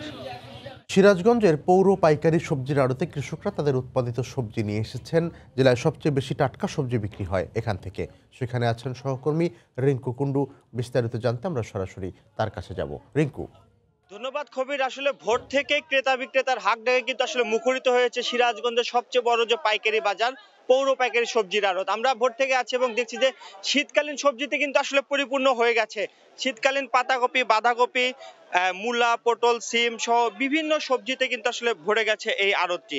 এবং আমরা দেখছি যে কৃষকেরা তাদের উৎপাদিত ফসলগুলো আসলে সরাসরি ক্ষেত থেকে এই আড়তে নিয়ে আসছে এবং এখান থেকেই খুচরা বিক্রেতারা যারা আছেন তারা আসলে পাইকারি মূল্যে সবজি কিনে নিয়ে তারা কিন্তু আসলে খুচরা দামে বিক্রি করে থাকেন। আমরা দেখতে পাচ্ছি যে বিভিন্ন ধরনের সবজির কিন্তু আসলে সরবরাহ বেড়েছে, যে কারণে আজকে বাজার মূল্য কিন্তু অনেকটাই কম আমরা দেখতে পাচ্ছি। তো একটু বলি যদি আপনাকে যে ফুলকপি, পাতাকপি, মূলা এগুলোর দাম কিন্তু অনেকটাই কমে গেছে, যে কারণে আসলে কৃষকেরা বলছে যে তাদের কিন্তু আসলে অনেকটাই লোকসান গুনতে হচ্ছে। কারণ ফুলকপি, পাতাকপি আমরা দেখছি যে 10 টাকা পাইকারি কেজি দরে বিক্রি হচ্ছে, পাশাপাশি মূলা বিক্রি হচ্ছে 5 থেকে 10 টাকা কেজি দরে। তো সেই ক্ষেত্রে আমরা দেখছি যে আসলে প্রতিদিনই কিন্তু আসলে সবজির মূল্য কমছে, যে কারণে কৃষকেরা, প্রান্তিক কৃষকেরা যারা আছে তারা কিন্তু বলছে যে তাদের আসলে যে খরচ হয়েছে, ফসলের উৎপাদন খরচ, সেটি কিন্তু তারা আসলে শঙ্কায় আছে, সেটি উৎপাদন খরচ উঠানে তারা একটু শঙ্কায় আছে, যে কারণে তারা বলছে যে তাদের কিন্তু আসলে কিছুটা হলে আসলে লোকসান গুনতে হবে বলে তারা আমাদেরকে জানিয়েছে। তো আপনি কিন্তু জানিয়ে রেখে যে এইখানে আড়তে মোট 100টি দোকান রয়েছে এবং প্রতিদিন প্রায় 20 থেকে 30 লাখ টাকার আসলে সবজি বিক্রি হয়। আমরা দেখতে পাচ্ছি যে টাটকা লেবু রয়েছে, কারণ এইখানে যেগুলো লেবু এই সিরাজগঞ্জের পাশাপাশি টাঙ্গাইল, ময়মনসিংহ থেকে কিন্তু এই সকল লেবুগুলো আসে। তো এই লেবুগুলো আসলে সদরে বিক্রি হয়, এখানে পাইকারি দরে বিক্রি হয় এবং খুচরা বিক্রেতারা যারা আছে তারা কিন্তু এখান থেকে কিনে নিয়ে বিভিন্ন হাট বাজারে তারা খুচরা দামে বিক্রি করে থাকে। তো এইখানে কিন্তু আসলে যেটি আমরা দেখছি যে এই কৃষকেরা তাদের টাটকা সবজি প্রতিদিনই তাদের উৎপাদিত সবজিগুলো তারা নিয়ে আসে এবং প্রতিদিন এইখান থেকে আসলে বিক্রি হয়ে থাকে। তো কৃষকেরা একটি কথা বলছে এবং আড়তদারও সেটি বলছে যে সবজির দাম কিন্তু প্রতিদিন আসলে কমছে, বিশেষ করে শীতকালীন সবজি যেগুলো আসে সেগুলোর দাম কমার কারণে কৃষকদের একটু লোকসান গুনতে হচ্ছে। পাশাপাশি ব্যবসায়ীরা যারা আছে, আড়তদাররা যারা আছে তারা বলছে যে এই সরবরাহ, শীতকালীন সবজির সরবরাহ আসলে প্রচুর পরিমাণে সরবরাহ বেড়েছে, যে কারণে এই শীতকালীন সবজিগুলোর মূল্য কিন্তু আসলে অনেকটাই কমে গেছে এবং প্রতি সপ্তাহেই 5 থেকে 10 টাকা পর্যন্ত এই সবজিগুলোর মূল্য কিন্তু আসলে কমছে আমরা দেখতে পাচ্ছি। তো এই আড়তটি সকাল 7টা থেকে কেনাবেচা শুরু হয়েছে এবং সকাল 9:30 পর্যন্ত কিন্তু এখানে কেনাবেচা চলবে এবং প্রতিদিন প্রায় 20 থেকে 30 লাখ টাকার সবজি কিন্তু এখানে কেনাবেচা হয়ে থাকে। তো আমি যদি একজন আসলে আড়তদারের সাথে কথা বলতে চাই, ভাই আসলে আজকের আসলে বাজার মূল্যটা কেমন, কোন সবজির কম দাম একটু বলেন। আজকে আলুর বাজার একটু বেশি, 48 টাকা কেজি আর 55 টাকা কেজি বেচতেছে, আর বেগুন হলো 15 টাকা 20 টাকা, মূলা হলো 5 টাকা 6 টাকা। জি কবির, আপনি শুনছিলেন যে একজন ব্যবসায়ী কিন্তু জানাচ্ছিলেন যে আলু যেটা উঠেছে অর্থাৎ নতুন আলু, সেটির দাম কিন্তু 48 থেকে 50 টাকা, সেটি কিন্তু একটু বেশি এবং এছাড়া শীতকালীন যেগুলো সবজি আসে সেগুলোর দাম কিন্তু অনেকটাই কম এবং ক্রেতাদের হাতের নাগালে আছে। তো এইখানে এখন রাস্তার দুধারে থরে থরে সাজানো বিভিন্ন প্রকার সবজি আমরা দেখছি এবং এইখান থেকে বিভিন্ন ব্যবসায়ীরা যারা আছে, তারা পাইকারি ব্যবসায়ী আছে, তারা কিন্তু এখান থেকে বিভিন্ন ধরনের সবজি কিনে নিয়ে বিভিন্ন হাট বাজারে তারা খুচরা দামে বিক্রি করে থাকে। তো এইখানে রাস্তার দুধারে থরে থরে সাজানো রয়েছে বিভিন্ন ধরনের সবজি এবং টাটকা সবজি, সেইগুলোই সিরাজগঞ্জের বিভিন্ন উপজেলাতে চলে যাচ্ছে। আমি যদি আপনাকে একটু জানিয়ে রাখি যে সিরাজগঞ্জের বিশেষ করে কাজীপুর, সদর, তারাস, রায়গঞ্জ এই সকল অঞ্চলে কিন্তু আসলে সবজির উৎপাদন বেশি হয় এবং এইখানে সিরাজগঞ্জের সকল উপজেলা থেকেই যে সকল উৎপাদিত সবজি আছে তারা কিন্তু ব্যবসায়ীরা এই আড়তে নিয়ে আসে এবং এখান থেকে বিভিন্ন হাট বাজারে চলে যায়। তো আড়তদাররা যেটি বলছে যে এখানে প্রতিদিন প্রায় 20 থেকে 30 লাখ টাকার সবজি কেনা বেচা হয়, কিন্তু শীতকালীন এই যে শীতকালীন সবজির সরবরাহ বাড়াতে আসলে মূল্যটা অনেক কমে গেছে। তো আমরা দেখছি যে এখন কিন্তু পুরোদমে আসলে কেনাবেচা চলছে এবং সকাল 9টা পর্যন্ত কিন্তু এটি কিন্তু আসলে থাকবে বলে জানিয়েছেন আমাদেরকে ব্যবসায়ীরা। তো এক কথা বলা যায় যে ভোর থেকে এই আড়তটি শুরু হয়েছে এবং সকাল 9টা পর্যন্ত কেনাবেচা চলবে। প্রতিদিন প্রায় 20 থেকে 30 লাখ টাকার সবজি কিন্তু এই আড়তে কেনাবেচা হয়। তো কবির, এই ছিল সিরাজগঞ্জের সবচেয়ে যে বড় সবজির বাজার, পৌর পাইকারি সবজির আড়ত থেকে আমার কাছে সর্বশেষ খবর। রিঙ্কু কুণ্ডু জানাচ্ছিলেন সিরাজগঞ্জের সবজি বাজারের পরিস্থিতি। কুমিল্লার টাউন হলকে পুরাকীর্তি হিসেবে সংরক্ষণ করা হবে নাকি ভেঙে আধুনিকায়ন করা হবে সেই বিষয়ে চূড়ান্ত সিদ্ধান্ত নেবে মন্ত্রণালয়। এ বিষয়ে শনিবার কুমিল্লায় গণশুনানি শেষে কথা জানান বিশেষজ্ঞ কমিটির আহ্বায়ক ও সংস্কৃতি মন্ত্রণালয়ের অতিরিক্ত সচিব আব্দুল মান্নান ইলিয়াস। তিনি জানান, বিশেষজ্ঞ কমিটি সাধারণ মানুষের কথা শুনেছে, আরও বিভিন্ন বিষয়ও খতিয়ে দেখা হচ্ছে। সব মিলিয়ে মন্ত্রণালয়ের কাছে প্রতিবেদন দেওয়ার পর তারাই চূড়ান্ত সিদ্ধান্ত নেবে। এর আগে কুমিল্লা টাউন হল নামে পরিচিত বীরচন্দ্র নগর গণপাঠাগার ও মিলনায়তনটি ভেঙে আধুনিকায়নের প্রস্তাব দেন স্থানীয় সংসদ সদস্য। অপরদিকে ঐতিহাসিক স্থাপনাকে পুরাকীর্তি হিসেবে সংরক্ষণের দাবি তোলে সুশীল সমাজ। পরে এই বিষয়ে সিদ্ধান্ত নিতে ১৩ সদস্যের কমিটি গঠন করে সংস্কৃতি বিষয়ক মন্ত্রণালয়।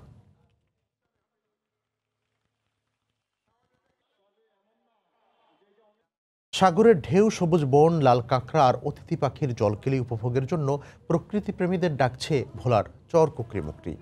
দূর দূরান্ত থেকে আসা পর্যটকদের দর্শনীয় স্থানগুলো উপভোগ ও স্বল্প ব্যয়ে থাকা খাওয়ার জন্য বেসরকারি উদ্যোগে চালু করা হয়েছে হোমস্টে সার্ভিস আর ভিলেজ রেস্টুরেন্ট।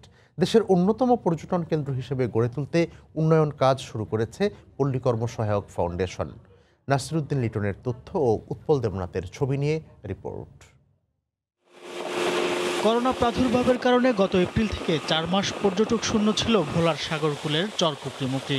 দীর্ঘ বিরতিতে ম্যানগ্রোভ বাগানের ২৭২ প্রজাতির গাছগাছালির সবুজে ছেয়ে গেছে সাগরকূলের বিস্তীর্ণ এলাকা।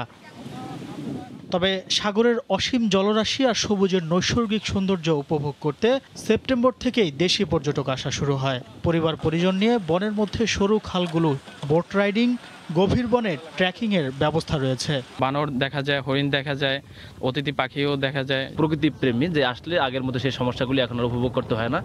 সব শ্রেণীর পর্যটকদের জন্য পিকেএসএফ এর অর্থায়নে গড়ে উঠেছে হোমস্টে সার্ভিস, ভিলেজ রেস্টুরেন্ট, যেখানে রয়েছে স্বল্প ব্যয়ে থাকা খাওয়ার সুবিধা। হোমস্টে সার্ভিসটা করছি এজন্য এই দুর্গম এলাকা পর্যটকরা ঘুরতে আসে, পরিবার পরিজনকে নিয়ে যেন বিভ্রান্তিতে না পড়তে হয়। পর্যটন আকর্ষণ আর গ্রামীণ অর্থনীতিকে সমৃদ্ধ করতে কাজ করছে পরিবার উন্নয়ন সংস্থা এফডিএ। যদি এই এলাকায় টুরিস্টরা আসেন তাইলে ওই এলাকার স্থানীয় লোকজনের, যেহেতু ওটা অবহেলিত একটি এলাকা, ওখানে তাদের আর্থসামাজিক উন্নয়ন হবে। পর্যটনের বিকাশে উদ্যোক্তাদের এগিয়ে আসার আহ্বান জানান স্থানীয় এই জনপ্রতিনিধি। প্রাইভেট সেক্টর এবং সরকার যদি আরো বেশি করে উদ্যোগ নিয়ে এগিয়ে আসেন তাহলে আমরা মনে করব কুকরিমুকরি অন্যতম পর্যটন স্পট হিসেবে খ্যাতি অর্জন করবে।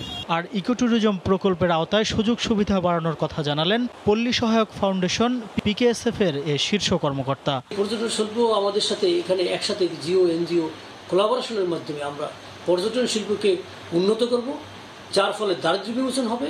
2019 সালে 34,000 পর্যটক এসেছিলেন চর কুকরিতে, আর 2020 সালে করোনার মধ্যে 1.5 লক্ষাধিক পর্যটক কুকরিমুকরি ভ্রমণ করেছেন।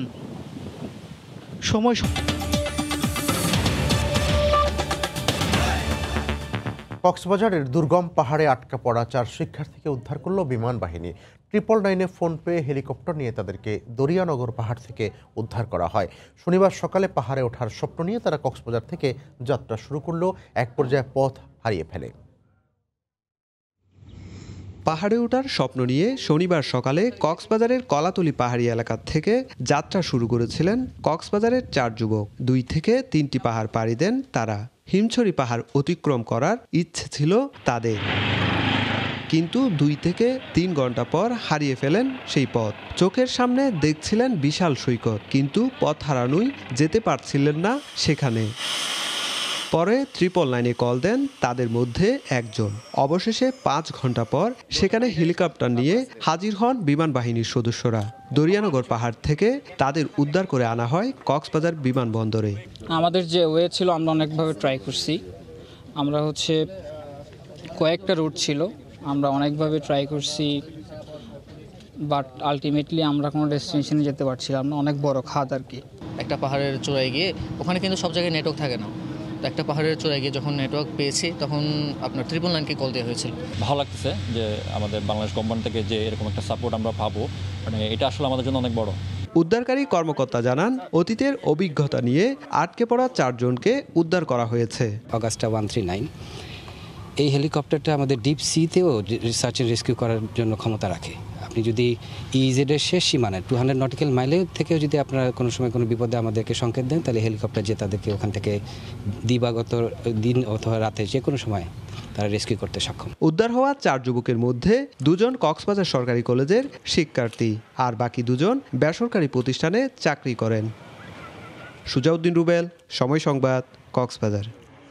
করোনায় আক্রান্ত হয়ে দেশে একদিনে 25 জন মারা গেছেন। এ নিয়ে মৃতের সংখ্যা বেড়ে দাঁড়ালো 7,242 জনে। স্বাস্থ্য অধিদপ্তরের তথ্য মতে 24 ঘন্টায় নতুন করে শনাক্ত হয়েছেন 1,267 জন।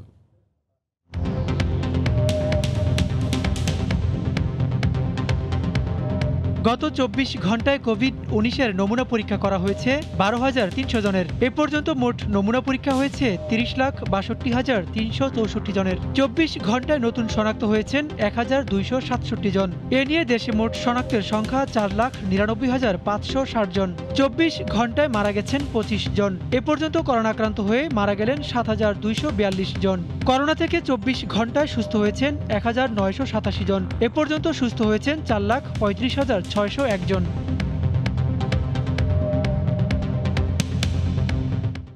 বড়দিন উৎসব ঘিরে করোনা সংক্রমণের বিস্তার ঠেকাতে লন্ডন সহ ব্রিটেনের বেশ কয়েকটি শহরে কঠোর বিধিনিষেধ আরোপ করা হয়েছে। রোববার থেকে 2 সপ্তাহের জন্য লকডাউনের ঘোষণা দিয়েছেন ব্রিটিশ প্রধানমন্ত্রী বরিস জনসন। যেসব এলাকা লকডাউনের আওতায় থাকবে সেসব এলাকাতে নিত্য প্রয়োজনীয় পণ্যের দোকান ছাড়া বাকি সব দোকানপাট বন্ধ থাকবে। এদিকে যুক্তরাজ্যে অক্সফোর্ড অ্যাস্ট্রাজেনেকার টিকা বড়দিনের পরপরই অনুমোদন পেতে পারে বলে জানিয়েছে দেশটির ওষুধ নিয়ন্ত্রক সংস্থা। সর্বোচ্চ পর্যায়ে লকডাউনের ঘোষণা আসার পরপরই এভাবে বিপণী বিতানে ভিড় করতে দেখা যায় লন্ডনের বাসিন্দাদের। ঠান্ডা আবহাওয়া উপেক্ষা করে শেষ মুহূর্তে বিভিন্ন নিত্য প্রয়োজনীয় জিনিস সহ বড়দিন উপলক্ষে কেনাকাটা সারতে দেখা যায় বহু মানুষকে। এর আগে স্থানীয় সময় শনিবার বিকেলে যুক্তরাজ্যের লন্ডন সহ কয়েকটি শহরে সর্বোচ্চ পর্যায়ের বিধিনিষেধের ঘোষণা দেন প্রধানমন্ত্রী বরিস জনসন। বড়দিনের উৎসব ঘিরে করোনা সংক্রমণের বিস্তার ঠেকাতে রোববার থেকে 2 সপ্তাহের জন্য এ লকডাউনের ঘোষণা দেন ব্রিটিশ প্রধানমন্ত্রী। 30 ডিসেম্বর লকডাউনের বিষয়ে পরবর্তী সিদ্ধান্ত নেওয়া হবে বলেও জানান তিনি। আক্রান্তের সংখ্যা ভয়াবহভাবে বাড়ছে, আর তাই কঠোর বিধিনিষেধের কথা ভাবতে হলো। এবারের বড়দিন অন্যবারের মতো উদযাপন করতে পারবো না আমরা। যেসব এলাকা লকডাউনের আওতায় থাকবে সেসব এলাকায় নিত্য প্রয়োজনীয় পণ্যের দোকান ছাড়া বাকি সব দোকানপাট বন্ধ থাকবে। জরুরি প্রয়োজন ছাড়া কেউ ঘরের বাইরে বের হবেন না। এক এলাকা থেকে আরেক এলাকায় ভ্রমণ সতর্কতা জারি করা হয়েছে। গত এক সপ্তাহে ব্রিটেনে করোনা পরিস্থিতির আরও অবনতি হয়েছে। এর মধ্যেই দেশটিতে করোনা ভাইরাসের নতুন ধরন শনাক্ত হয়েছে। এটি আরও দ্রুত গতিতে ছড়াতে পারে বলে জানিয়েছেন দেশটির প্রধান চিকিৎসা কর্মকর্তা। এ অবস্থায় কিছুটা হলেও স্বস্তির খবর পেল ব্রিটেনবাসী। যুক্তরাজ্যে অক্সফোর্ড অ্যাস্ট্রাজেনেকার টিকা বড়দিনের পর 28 অথবা 29 তারিখের দিকে অনুমোদন পেতে পারে বলে জানিয়েছে দেশটির ওষুধ নিয়ন্ত্রক সংস্থা MHRA। অক্সফোর্ড বিশ্ববিদ্যালয়ের চূড়ান্ত তথ্য সংস্থাটির কাছে আসতে পারে সোমবার। অক্সফোর্ডের টিকার 10 কোটি ডোজ অর্ডার দিয়েছে ব্রিটিশ সরকার। দেশটিতে ইতোমধ্যে 1,40,000 মানুষ মার্কিন ওষুধ প্রস্তুতকারক প্রতিষ্ঠান ফাইজারের টিকা নিয়েছেন। হাফসাতুন্নেসা, সময় সংবাদ। যুক্তরাষ্ট্রের আরও একটি ভ্যাকসিন সাফল্য দেখালো। ফাইজার বায়োএনটেকের পর এবার মডার্নার করোনার ভ্যাকসিন খাদ্য ওষুধ প্রশাসনের কাছ থেকে চূড়ান্ত অনুমোদন পেল। ইতিমধ্যে 60 লাখ ডোজ পরিবহনের জন্য প্রস্তুত হয়েছে। ফাইজারের ভ্যাকসিন যেখানে -70 ডিগ্রি সেলসিয়াসে রাখাটা চ্যালেঞ্জ, সেখানে মডার্নার ভ্যাকসিন সংরক্ষণ করা যাবে -20 ডিগ্রি সেলসিয়াসেই। এই কারণে এটির বন্টন নিয়ে আশাবাদী সংশ্লিষ্টরা। আর নিজেদের 2টি ভ্যাকসিনকে সম্পূর্ণ নিরাপদ বলে দাবি করেছেন শীর্ষ রোগ সংক্রমণ বিশেষজ্ঞ ডক্টর অ্যান্থনি ফাউসি। ফাইজার বায়োনটেকের ভ্যাকসিন অনুমোদনের 1 সপ্তাহের মাথায় যুক্তরাষ্ট্রে অনুমোদন পেল করোনার দ্বিতীয় ভ্যাকসিন। মার্কিন খাদ্য ও ওষুধ প্রশাসনের উপদেষ্টা প্যানেল বৃহস্পতিবার ভ্যাকসিনটি জরুরি ব্যবহারের জন্য সুপারিশ করে। এর ভিত্তিতে শুক্রবার FDA প্রয়োগের অনুমোদন দেয়। বিশেষজ্ঞ প্যানেলের সদস্যরা 20-0 ভোটে মডার্নার ভ্যাকসিন অনুমোদন দিয়েছে। তাদের মতে 18 ও এর বেশি বয়সীদের জন্য ভ্যাকসিনটি ঝুঁকিপূর্ণ নয়। গত সপ্তাহে মডার্নার ভ্যাকসিন 94% নিরাপদ ও কার্যকর বলে প্রতিবেদন প্রকাশিত হয়। ডিসেম্বর মাসের মধ্যে মার্কিন সরকার অন্তত 2 কোটি মানুষকে টিকা দিতে চায়। দ্বিতীয় ভ্যাকসিনের অনুমোদন এ লক্ষ্যকে ত্বরান্বিত করবে। আমরা যথেষ্ট গবেষণা করেই ভ্যাকসিন তৈরি করেছি যা সম্পূর্ণ নিরাপদ। এ নিয়ে চিন্তার কোনো কারণ নেই। মার্কিন ভাইস প্রেসিডেন্ট মাইক পেন্স ইতোমধ্যে ভ্যাকসিন গ্রহণ করেছেন। মার্কিন প্রশাসন মডার্নার কাছ থেকে 20 কোটি ডোজ ভ্যাকসিন কিনবে। খুব দ্রুতই দেশব্যাপী প্রয়োগ শুরু হবে দ্বিতীয় টিকার। পরিবহন করা হবে 60 লাখ ডোজ। -20 ডিগ্রি সেলসিয়াস তাপমাত্রায় রাখতে হবে এই ভ্যাকসিন। আর ফাইজারের জন্য প্রয়োজন -70 ডিগ্রি সেলসিয়াস। তাই ফাইজারের চেয়ে মডার্নার বন্টন তুলনামূলক সহজ হবে উষ্ণ দেশগুলোতে। মডার্নার ভ্যাকসিনের ইনজেকশন একবার নিলে 28 দিন পর দ্বিতীয়টি নিতে হবে। ফাইজারের ক্ষেত্রে যা 21 দিন। দ্বিতীয় ভ্যাকসিনটি অনুমোদন পাওয়ার পর টুইটারে উচ্ছ্বাস প্রকাশ করেন মার্কিন প্রেসিডেন্ট ডোনাল্ড ট্রাম্প। এদিকে আমেরিকা জুড়ে যথারীতি চলছে ফাইজারের ভ্যাকসিনের প্রয়োগ। সবার আগে ফাইজারের ভ্যাকসিন অনুমোদন দেয় যুক্তরাজ্য, পরে বাহরাইন ও কানাডাও একই পথে হাঁটে। সৈয়দ ইফতেখার, সময় সংবাদ। সৌদি আরবে অনলাইনে আবেদনের মাধ্যমে বিনামূল্যে করোনা ভ্যাকসিন নিতে পারছেন দেশটির নাগরিক এবং সেখানে থাকা প্রবাসীরা। সরকারের এমন সিদ্ধান্তে খুশি বাংলাদেশিরাও। এর আগে ফাইজার এবং বায়োএনটেকের ভ্যাকসিনের অনুমোদন দেয় সৌদির স্বাস্থ্য মন্ত্রণালয়। রিয়াদ থেকে রিপোর্ট আরিফুর রহমানের। স্বাস্থ্যমন্ত্রী তৌফিক আল রাবিয়ার টিকা গ্রহণের মাধ্যমে সৌদি আরবে শুরু হয়েছে করোনা ভ্যাকসিনেশন কার্যক্রম। স্বাস্থ্য মন্ত্রণালয়ের অনুমোদনের পর সাধারণ মানুষকে বিনামূল্যে ফাইজার এবং বায়োএনটেকের টিকা দেওয়া শুরু হয়। সৌদি কর্তৃপক্ষ জানিয়েছে নাগরিক এবং প্রবাসী সবাই বিনামূল্যে টিকা পাবেন। দেশটির সরকারের এমন সিদ্ধান্তে খুশি প্রবাসী বাংলাদেশিরা। আমরা যারা প্রবাসী আছি তাদের জন্য এটা নিঃসন্দেহে একটা সুখবর, সৌভাগ্যের বিষয়। এটা সর্বসাধারণের জন্য ফ্রিতে দেওয়া হবে, সকল প্রবাসীর জন্য এবং সৌদি সকল নাগরিকের জন্য। প্রথমে আর কি বয়স্কদেরকে দিবে, তারপরে তরুণ যারা তাদেরকে দিবে, এরপরে ধীরে ধীরে সবাই পাবে। তো প্রক্রিয়াটা খুবই সুন্দর, আমি স্বাগত জানাচ্ছি সৌদি সরকারের সুন্দর উদ্যোগের জন্য। টিকা পেতে অনলাইনে রেজিস্ট্রেশন করতে হবে। মোট 3 ধাপে দেওয়া হবে করোনা ভ্যাকসিন। প্রথম ধাপে 40 থেকে 65 বছর, দ্বিতীয় ধাপে 30 থেকে 40 বছর এবং শেষ ধাপে বাকিদের টিকা দেওয়া হবে বলে জানানো হয়। আরিফুর রহমান, সময় সংবাদ, সৌদি আরব। করোনার সংক্রমণ বাড়তে থাকায় রিও ডি জেনিরোতে নতুন করে পর্যটক প্রবেশে নিষেধাজ্ঞা দিয়েছে ব্রাজিলের একটি আদালত। এতে ক্ষুব্ধ ক্ষতিগ্রস্ত ব্যবসায়ীরা বিক্ষোভ করেছেন। মোট সংক্রমণের দিক দিয়ে বিশ্বে 3য় অবস্থানে আছে ব্রাজিল। আদালত কদিন আগেই জানান রিও ডি জেনিরো সহ বিভিন্ন পর্যটন নির্ভর এলাকায় পর্যটক প্রবেশ করতে পারবেন না। একই সঙ্গে ইতোমধ্যে থাকা পর্যটকদের ওইসব এলাকা ছাড়ারও নির্দেশ দেওয়া হয়। রিও ডি জেনিরো, বুজিওস সহ বিভিন্ন স্থানের ব্যবসায়ীদের জীবন জীবিকা নির্ভর করে এই পর্যটকদের ওপরেই।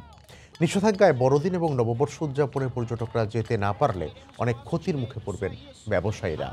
করোনার কারণে ইতোমধ্যে ক্ষতিগ্রস্ত ক্ষুব্ধ ব্যবসায়ীরা তাই রাস্তায় নেমে বিক্ষোভ দেখান।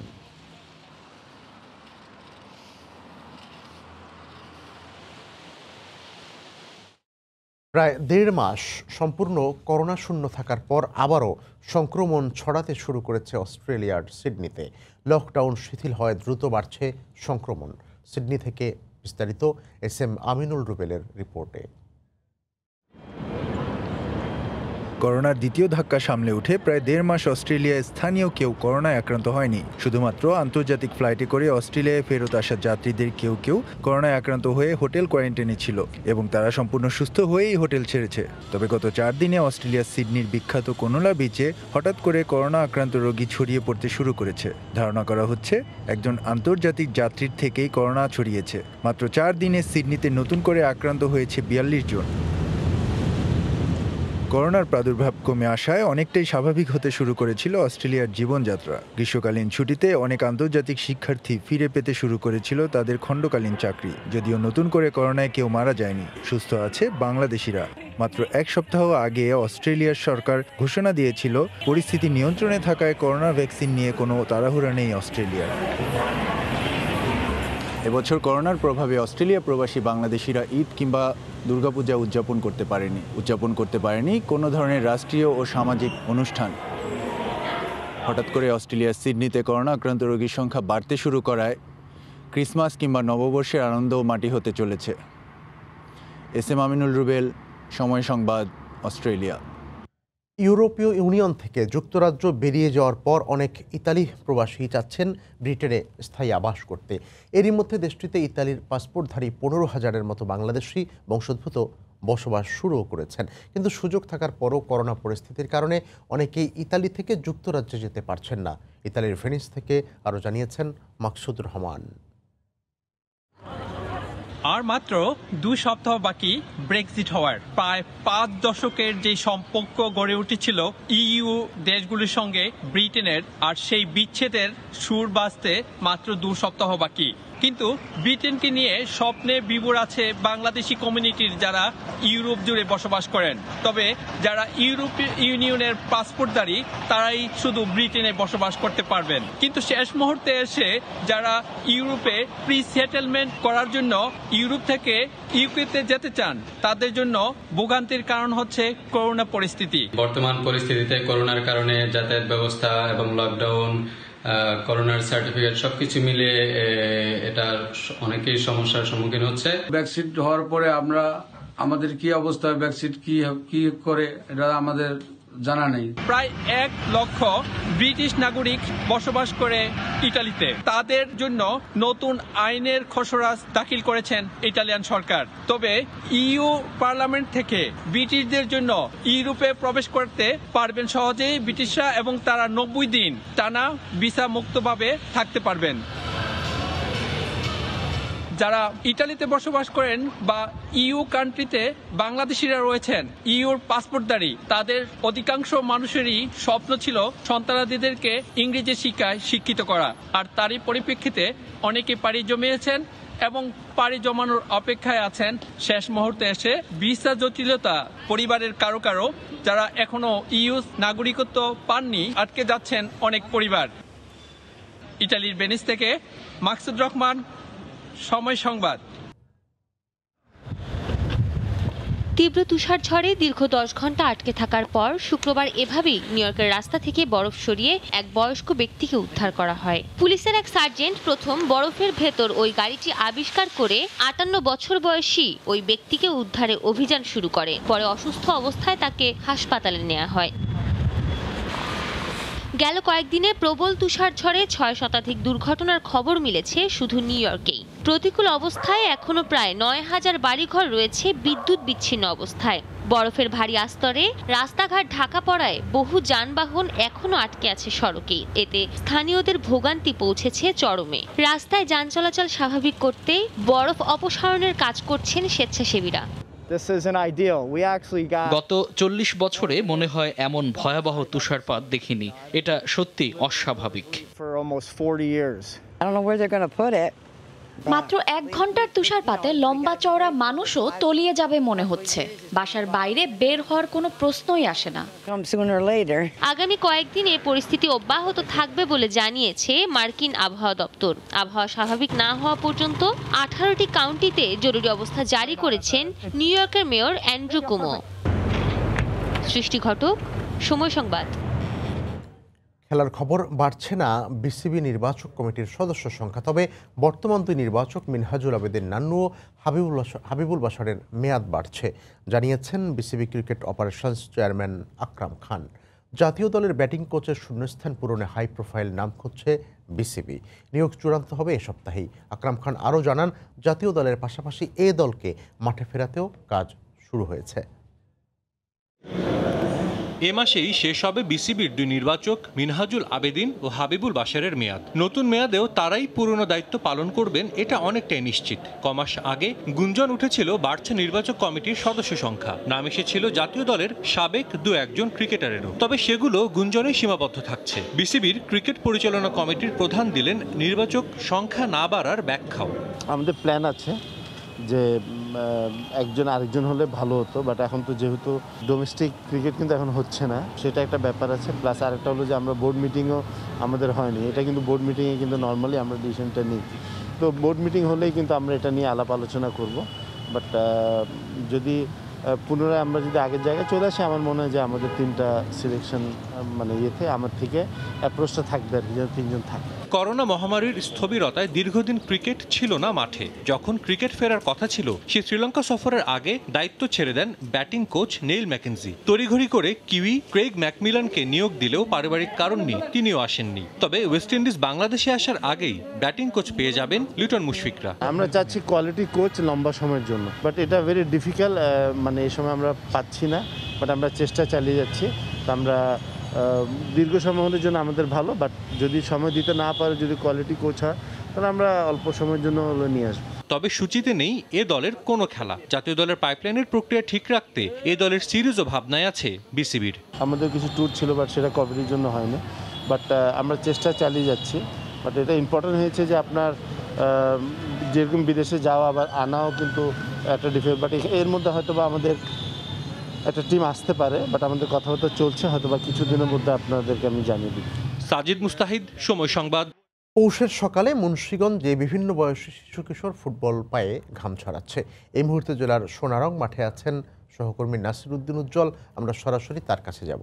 উজ্জ্বল, খুবই এই পৌষের সকালে যে কনকনে শীত, এর মধ্যে কিন্তু এই শিশু কিশোররা এই ফুটবলের অনুশীলনে মাঠে এসছে এবং তারা ওয়ার্ম আপ করার পরেই কিন্তু নানা রকম শারীরিক কসরত করে এখন বল পায়ে তারা ঘাম ঝরাচ্ছে এবং এখানকার যে ফুটবল কোচ তিনি নানা রকম নির্দেশনা দিচ্ছেন এই ফুটবলের যে কৌশল রপ্ত করবার জন্য, ক্রিয়া নৈপুণ্য প্রদর্শনের জন্য যা যা ক্রিয়া কৌশল আছে সেগুলো কিন্তু তারা রপ্ত করছেন।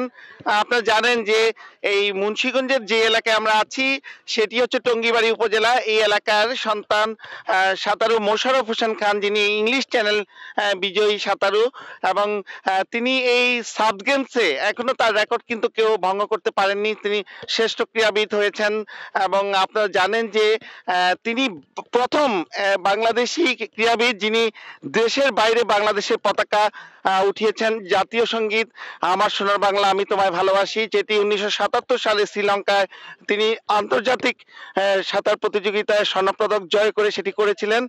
এমন নানা রকম ঐতিহ্য এই টঙ্গিবাড়ির এলাকাটিতে, এবং আমরা যেই মাঠে এখন আছি সেই মাঠের পাশেই যে সোনারং উচ্চ বিদ্যালয় আছে সেটি ব্রিটিশ বিরোধী আন্দোলনের অন্যতম একটি ক্যাম্প হিসাবে ব্যবহৃত হয়েছে এবং এই অঞ্চলের সন্তান যে বাদল বিনয় দীনেশ, যারা ব্রিটিশ বিরোধী আন্দোলনে গুরুত্বপূর্ণ ভূমিকা রেখেছিলেন, এবং এরকম অনেক যে বিপ্লবী মুক্তিযোদ্ধা এবং ক্রীড়াবিদদের জন্ম হয়েছে এখানে। এবং স্বাধীন বাংলা ফুটবল দলের যিনি সহ অধিনায়ক ছিলেন প্রতাপ শঙ্কর হাজরা, তার জন্ম কিন্তু এই মুন্সিগঞ্জেই, এবং নওশের যিনি স্বাধীন বাংলা ফুটবল দলের অন্যতম সদস্য, তিনিও কিন্তু এই অঞ্চলেরই। এবং নানা ঐতিহ্য বহন করছে এই এলাকাটিতে। কিন্তু তা আমরা জানি যে মিজানুর রহমান ডন, যিনি 99 সালে এই দক্ষিণ এশিয়ার শ্রেষ্ঠ ফুটবলার হয়েছেন, এত গুণীদের সমাবেশ থাকবার পরেও কিন্তু ফুটবলে এখনো সেই হারানো ঐতিহ্য ফিরে আনতে পারেনি। এবং এই যে এখানে মাঠে ফুটবল করাচ্ছে এবং এটি ধারাবাহিকতা এবং এটি প্রশিক্ষণ নিয়ে নানা রকম সংকটের কথা আমরা কিন্তু শুনছি। তো আমরা এখানে একজন সংগঠক শামীম, আমরা তার সঙ্গে কথা বলবো এই সংকটের বিষয়টি আপনারা কিভাবে দেখছেন, যে এই ফুটবলের কেন সমৃদ্ধি এখানে আসছে না, পুরনো ঐতিহ্য ফিরে আসছে না? আসলে বর্তমান প্রজন্ম মোবাইলে আসক্ত হয়ে খেলাধুলার উৎসাহটা অনেকটা হারিয়ে ফেলেছে। তাই আমরা নতুনদেরকে জাগ্রত করার জন্য সকালে এবং বিকাল 2 সেশনে প্র্যাকটিস করে থাকি, এবং এখান থেকে এজ লেভেলে যদি ছেলেদেরকে প্রপার ট্রেনিং দেওয়া যায় তাহলে আমার ধাতব্য এবং বিশ্বাসের মধ্যে নিতে পারি যে ন্যাশনাল ইউনিফর্ম পরা কোনো খেলোয়াড় এই মাঠ থেকেই আসবে, এবং এই ব্যাপারে আমি ভীষণ আশাবাদী। এখানে একজন প্রাক্তন কৃতি ফুটবলার আছেন যিনি এই মাঠকে জাগিয়ে রাখতেন, আলোড়িত একজন ফুটবলার আব্দুল মান্নান মাঝি। আপনার কাছ থেকে জানতে চাই যে আপনারা যখন ফুটবল খেলতেন সেই অবস্থাটা এখন ফিরে আসছে না কেন? ধন্যবাদ উজ্জ্বল। ইনফ্যাক্ট আমি এর আগেও যেরকম করে বলেছি আজকেও সেই একই কথা বলবো যে আপনারা জানেন এখন বাংলাদেশে ফুটবলের খরা চলছে। যেই ফুটবল আমরা একসময় সারা দক্ষিণ এশিয়া আমরা সেরা ছিলাম, ভারতের পাশাপাশি প্যারালাল ছিলাম, আজকে আমাদের অবস্থান খুবই নিচে, আমরা ভুটান নেপালের কাছে হারি। এই অবস্থা থেকে উত্তরণের জন্য আমি বরাবর মতো আজকেও বলবো বিভিন্ন জায়গায় বিভিন্ন শ্রেণীর একাডেমি গড়ে তোলার কোনো বিকল্প নাই। সেই লোক ধন্যবাদ আপনাকে। তো আমরা এখানকার যে এই মাঠে যিনি এখানকার শিক্ষক ছিলেন, ক্রীড়া শিক্ষক, এখন এই যে ফুটবল অনুশীলনের ব্যাপারে গুরুত্বপূর্ণ ভূমিকা রাখছেন আব্দুল গনি, আপনার কাছে জানতে চাইবো যে আপনাদের স্বপ্নটা কি, এই একাডেমি থেকে আপনারা কি করতে চাচ্ছেন? ধন্যবাদ সময় টিভি উজ্জ্বলকে। আসলে আমাদের উদ্দেশ্য হলো এই মাঠে ব্রিটিশ আমল থেকেই সুনামধন্য খেলোয়াড় বেরিয়েছিল, বর্তমানে সে স্বল্পতা। আমাদের প্রশিক্ষণের মাধ্যমে জাতীয় টিমের বড় বড় খেলোয়াড় আমরা হোক, এটা আমরা আশাবাদী, এবং এখান থেকেই সুনাম বয়ে আমরা বাংলাদেশের এই প্রত্যাশায় এই মাঠকে ব্যবহার করে প্রতিদিন তারা প্রশিক্ষণ নিচ্ছে বাচ্চারা। আমরা এখানকার যে প্রশিক্ষক ইব্রাহিম যিনি প্রশিক্ষণ দেন, আমরা তার কাছ থেকে সর্বশেষ জানতে চাইবো যে আপনার যে এই খেলোয়াড়রা তাদের সম্ভাবনাটা কি দেখছেন আপনারা? ধন্যবাদ উজ্জ্বল ভাই। আসলে আমরা চেষ্টা করে যাচ্ছি, আর আমাদের কিছু প্রতিকূলতা আছে, বিশেষ করে ঢাকা থেকে যদি বাংলাদেশ ফুটবল ফেডারেশন কোনো স্বনামধন্য কোচ এখানে নিয়োগ দেয়, সেই ক্ষেত্রে হয়তো তার অনুশীলনে আরো একটি স্কিল ডেভেলপ করা সম্ভব। কিন্তু আমরা ধন্যবাদ। আমরা এখানে যে কোচ এবং সংগঠক তাদের কথা শুনছিলাম, এবং এখানে যারা খুদে ফুটবলার আছেন তাদের সঙ্গে আমাদের কথা হয়েছে। এই খুদে ফুটবলাররা বলছিলেন যে তারা স্বপ্ন দেখছেন যে এই জাতীয় দলে খেলবার, এবং সেখানে গিয়ে জাতীয় দলে অংশ নিয়ে দেশের সম্মান কিভাবে বয়ে আনা যায়, এবং এই অঞ্চলের যে ক্রীড়া ঐতিহ্য আছে সেটিকে ফিরিয়ে আনবার জন্য কিন্তু তারা এই পৌষের ভোরে এসেও প্র্যাকটিস করছেন, এবং নিয়মিত সকাল বিকাল তারা ফুটবল নিয়ে ঘাম ঝরাচ্ছেন। উদ্দেশ্য হচ্ছে যে এই যে তাদের যে সফলতা, এই সফলতার পেছনে কিন্তু তারা দাবি করছেন যে এখানে উপকরণের অভাব আছে, এবং এখানে যে ভালো কোচের দরকার আছে, এবং এই সার্বিক বিষয়গুলো কিন্তু তারা দাবি করছেন। আর এই ছিল সোনারং মাঠে ফুটবল অনুশীলনের সর্বশেষ খবর।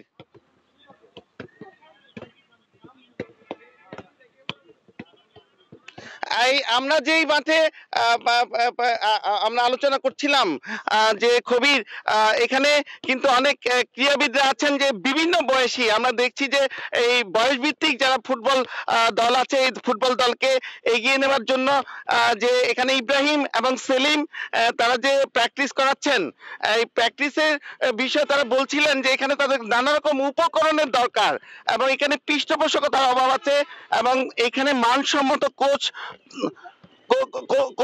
দরকার, এবং এই মানসম্মত কোচের জন্য কিন্তু তারা স্থানীয় যে ক্রীড়া সংস্থা আছে তাদের সঙ্গে কথা বলেছেন, এবং এইখানে যে তৃণমূল পর্যায়ে যদি ফুটবলকে আলোকিত করতে হয়, কিন্তু সেই জন্য যে তাদের এই যে নিয়মিত ক্যাম্প দরকার, টুর্নামেন্ট দরকার। এখানে অনেকদিন কিন্তু এই মাঠে টুর্নামেন্ট হচ্ছে না, এবং এই যে টুর্নামেন্ট না হওয়ার পিছনে কারণ সেটি কিন্তু সাংগঠনিক কিন্তু ব্যর্থতার বিষয় আছে। তো আমরা একজন খুদে ফুটবলার, তার কাছ থেকে জানতে চাইবো তার স্বপ্নটা কি, আর তোমার স্বপ্নটা একটু আমাদের যদি বলতে। ধন্যবাদ সময় টিভিকে। আমি বাংলাদেশের পক্ষ থেকে একজন বড় মাপের ফুটবলার হয়ে জাতীয় দলে খেলতে চাই, এবং জাতীয় দলে খেলে আমি আমার দেশের সম্মান অর্জন করতে চাই। তাই আমি প্রত্যেকদিন সকালবেলা মাঠে প্রশিক্ষণ নিই।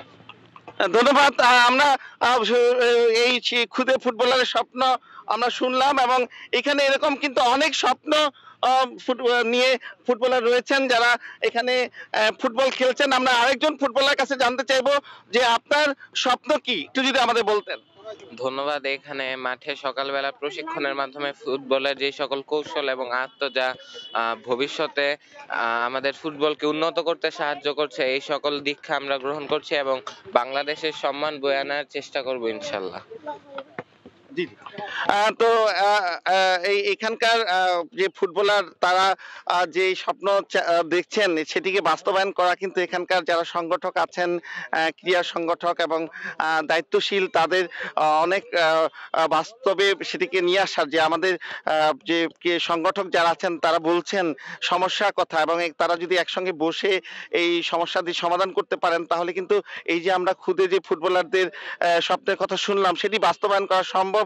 বলে কিন্তু এখানকার যারা ক্রিয়াবোদ্ধা তারা বলছেন যে ক্রিয়াকে এগিয়ে নেওয়া যে অনেক বেশি জরুরি, কারণ এই জনপদে ক্রিয়ার যে ঐতিহ্য সেটি যদি পুনরুদ্ধার করা যায় তাহলে কিন্তু এই দেশ যেমন উপকৃত হবে, এই অঞ্চল কিন্তু এগিয়ে যাবে। কারণ এই মুন্সিগঞ্জ তথা বিক্রমপুর এখানকার যে আরেকজন ইংলিশ চ্যানেল বিজয়ী, যিনি দক্ষিণ এশিয়ার প্রথম ইংলিশ চ্যানেল বিজয়ী হয়েছেন, সেই ক্রীড়াবিদও কিন্তু এখানকারই ব্রজেন দাস। সেই ব্রজেন দাস থেকে শুরু করে এখানে যে ক্রিকেটের যিনি অধিনায়ক ছিলেন গাজী আশরাফ লিপু, তার পদচারণা কিন্তু তার জন্মভূমি হচ্ছে এই বিক্রমপুর তথা মুন্সিগঞ্জ। এমন বড় বড় ক্রিকেটার, ফুটবলার, আমরা জানি যে ফুটবলে যে মোহামেডানকে নেতৃত্ব দিতেন স্বপন দাস, এমন অনেক গুণী ফুটবলারের জন্ম দিয়েছে এই মুন্সিগঞ্জ। কিন্তু এই জনপদে যে ফুটবলকে আলোকিত করবার জন্য কিন্তু অনেকদিন ধরে আমরা শুনছিলাম যে অনেক রকম তার আলোড়িত করবার প্রক্রিয়া শুরু করেছেন, কিন্তু সেটি কিন্তু দীর্ঘদিন বাস্তবতা আমরা দেখতে পারিনি। তো আজকে আমরা সুনারং মাঠে এসে যেটি শুনছিলাম যে এই যে তাদের প্রশিক্ষণ চলছে, এই প্রশিক্ষণকে বেগবান করবার জন্য এবং এখানে যাতে জাতীয় দলে জার্সি পড়তে পারে সেই উপযোগী করবার জন্য কিন্তু তারা লাগাতার চেষ্টা চালিয়ে যাচ্ছেন। এবং আমাদের যে এখানকার সংগঠক যারা আছেন, যারা কোচের দায়িত্ব আছেন, তারা বলছেন যে এই যে এখানে প্রায় 40 জন খুদে ফুটবলার আছে, এদের মধ্যে অন্তত 5 জন ঢাকায় খেলবার মতো যোগ্যতা তাদের রয়েছে এবং তারা সেই কলা কৌশল শিখছেন এবং তাদের মধ্যে সেই সম্ভাবনা রয়েছে। কিন্তু এদেরকে যদি উচ্চতর প্রশিক্ষণের ব্যবস্থা করা যেত, এখানে তারা বলছিলেন যে বিকেএসপি সহ বিভিন্ন রকম একাডেমি রয়েছে, যেখানে এই তৃণমূলের ফুটবলারদের বাছাই করবার যে বিষয় আছে সেই বাছাই প্রক্রিয়াগুলো নিয়ে তাদের প্রশ্ন রয়েছে, জানাজানি বিষয়গুলো প্রশ্ন রয়েছে। এবং উপজেলা ক্রীড়া সংস্থা রয়েছে, জেলা ক্রীড়া সংস্থা রয়েছে, সেই ক্রীড়া সংস্থাগুলো কিন্তু একরকম ছোট জগন্নাথের মতো রয়েছে, তাদের কার্যক্রম শুধু কাগজে কার্যক্রম চলছে। এখানে যারা ক্রীড়াবিদ আছেন, যারা নাকি এখানকার সংগঠক আছেন, তারা বলছিলেন যে জেলা এবং উপজেলা ক্রীড়া সংস্থা এবং ফুটবল অ্যাসোসিয়েশন যেগুলো রয়েছে তাদের আরো বেশি দায়িত্বশীল হওয়া জরুরি যদি এই দেশের ফুটবলকে জাগরুক করতে হয়। এবং এইখানে যে মাদকের নানা রকম করাল গ্রাস চলছে, এই মাদক থেকে এই শিশুদেরকে রক্ষা করবার জন্য, যুব সমাজকে রক্ষা করবার জন্য এখন ক্রীড়ার বিকল্প নেই। এই ছিল মুন্সিগঞ্জের সোনারং মাঠে এই ফুটবল অনুশীলনের সর্বশেষ খবর। নাসির উদ্দিন উজ্জ্বল জানাচ্ছিলেন মুন্সিগঞ্জ থেকে ফুটবল অনুশীলন। জানিয়ে দিচ্ছি আরেকবার, হাড় কাঁপানো শীতে বিপর্যস্ত উত্তরাঞ্চলের জনজীবন, শৈত্যপ্রবাহে চরম বিপাকে নিম্ন আয়ের মানুষ, তাপমাত্রা আরও কমার পূর্বাভাস, হাসপাতালে বেড়েই চলেছে রোগীর চাপ। সেতু প্রকল্পের টাকায় 400 কেভি হাই ভোল্টেজ বিদ্যুৎ লাইন পেতে যাচ্ছেন দক্ষিণাঞ্চলবাসী। আলাদা করে বসানো হচ্ছে 7টি পিলার। আগামী বছরের ডিসেম্বরে শেষ হবে কাজ। রাজশাহীর এই চর খিদিরপুরে 15,000-এর বেশি মানুষের বসবাস ছিল, যা বর্তমানে নেমে এসেছে 1500-তে। নদী ভাঙনে বিলীন রাজশাহী সীমান্তের 2 গ্রাম, চরম আতঙ্কে টিকে থাকা চর খিদিরপুরের বাসিন্দারা, স্থায়ী বাঁধ নির্মাণের দাবি। এবং বড়দিন ঘিরে সংক্রমণ বাড়ার আশঙ্কায় ব্রিটেনে কঠোর বিধিনিষেধ। এ মাসেই অনুমোদন পাচ্ছে অক্সফোর্ডের করোনা ভ্যাকসিন। বিনামূল্যে টিকা দেয়ায় খুশি সৌদি প্রবাসীরা। এই ছিল ভোরের সময়ে, সঙ্গে থাকুন সময়।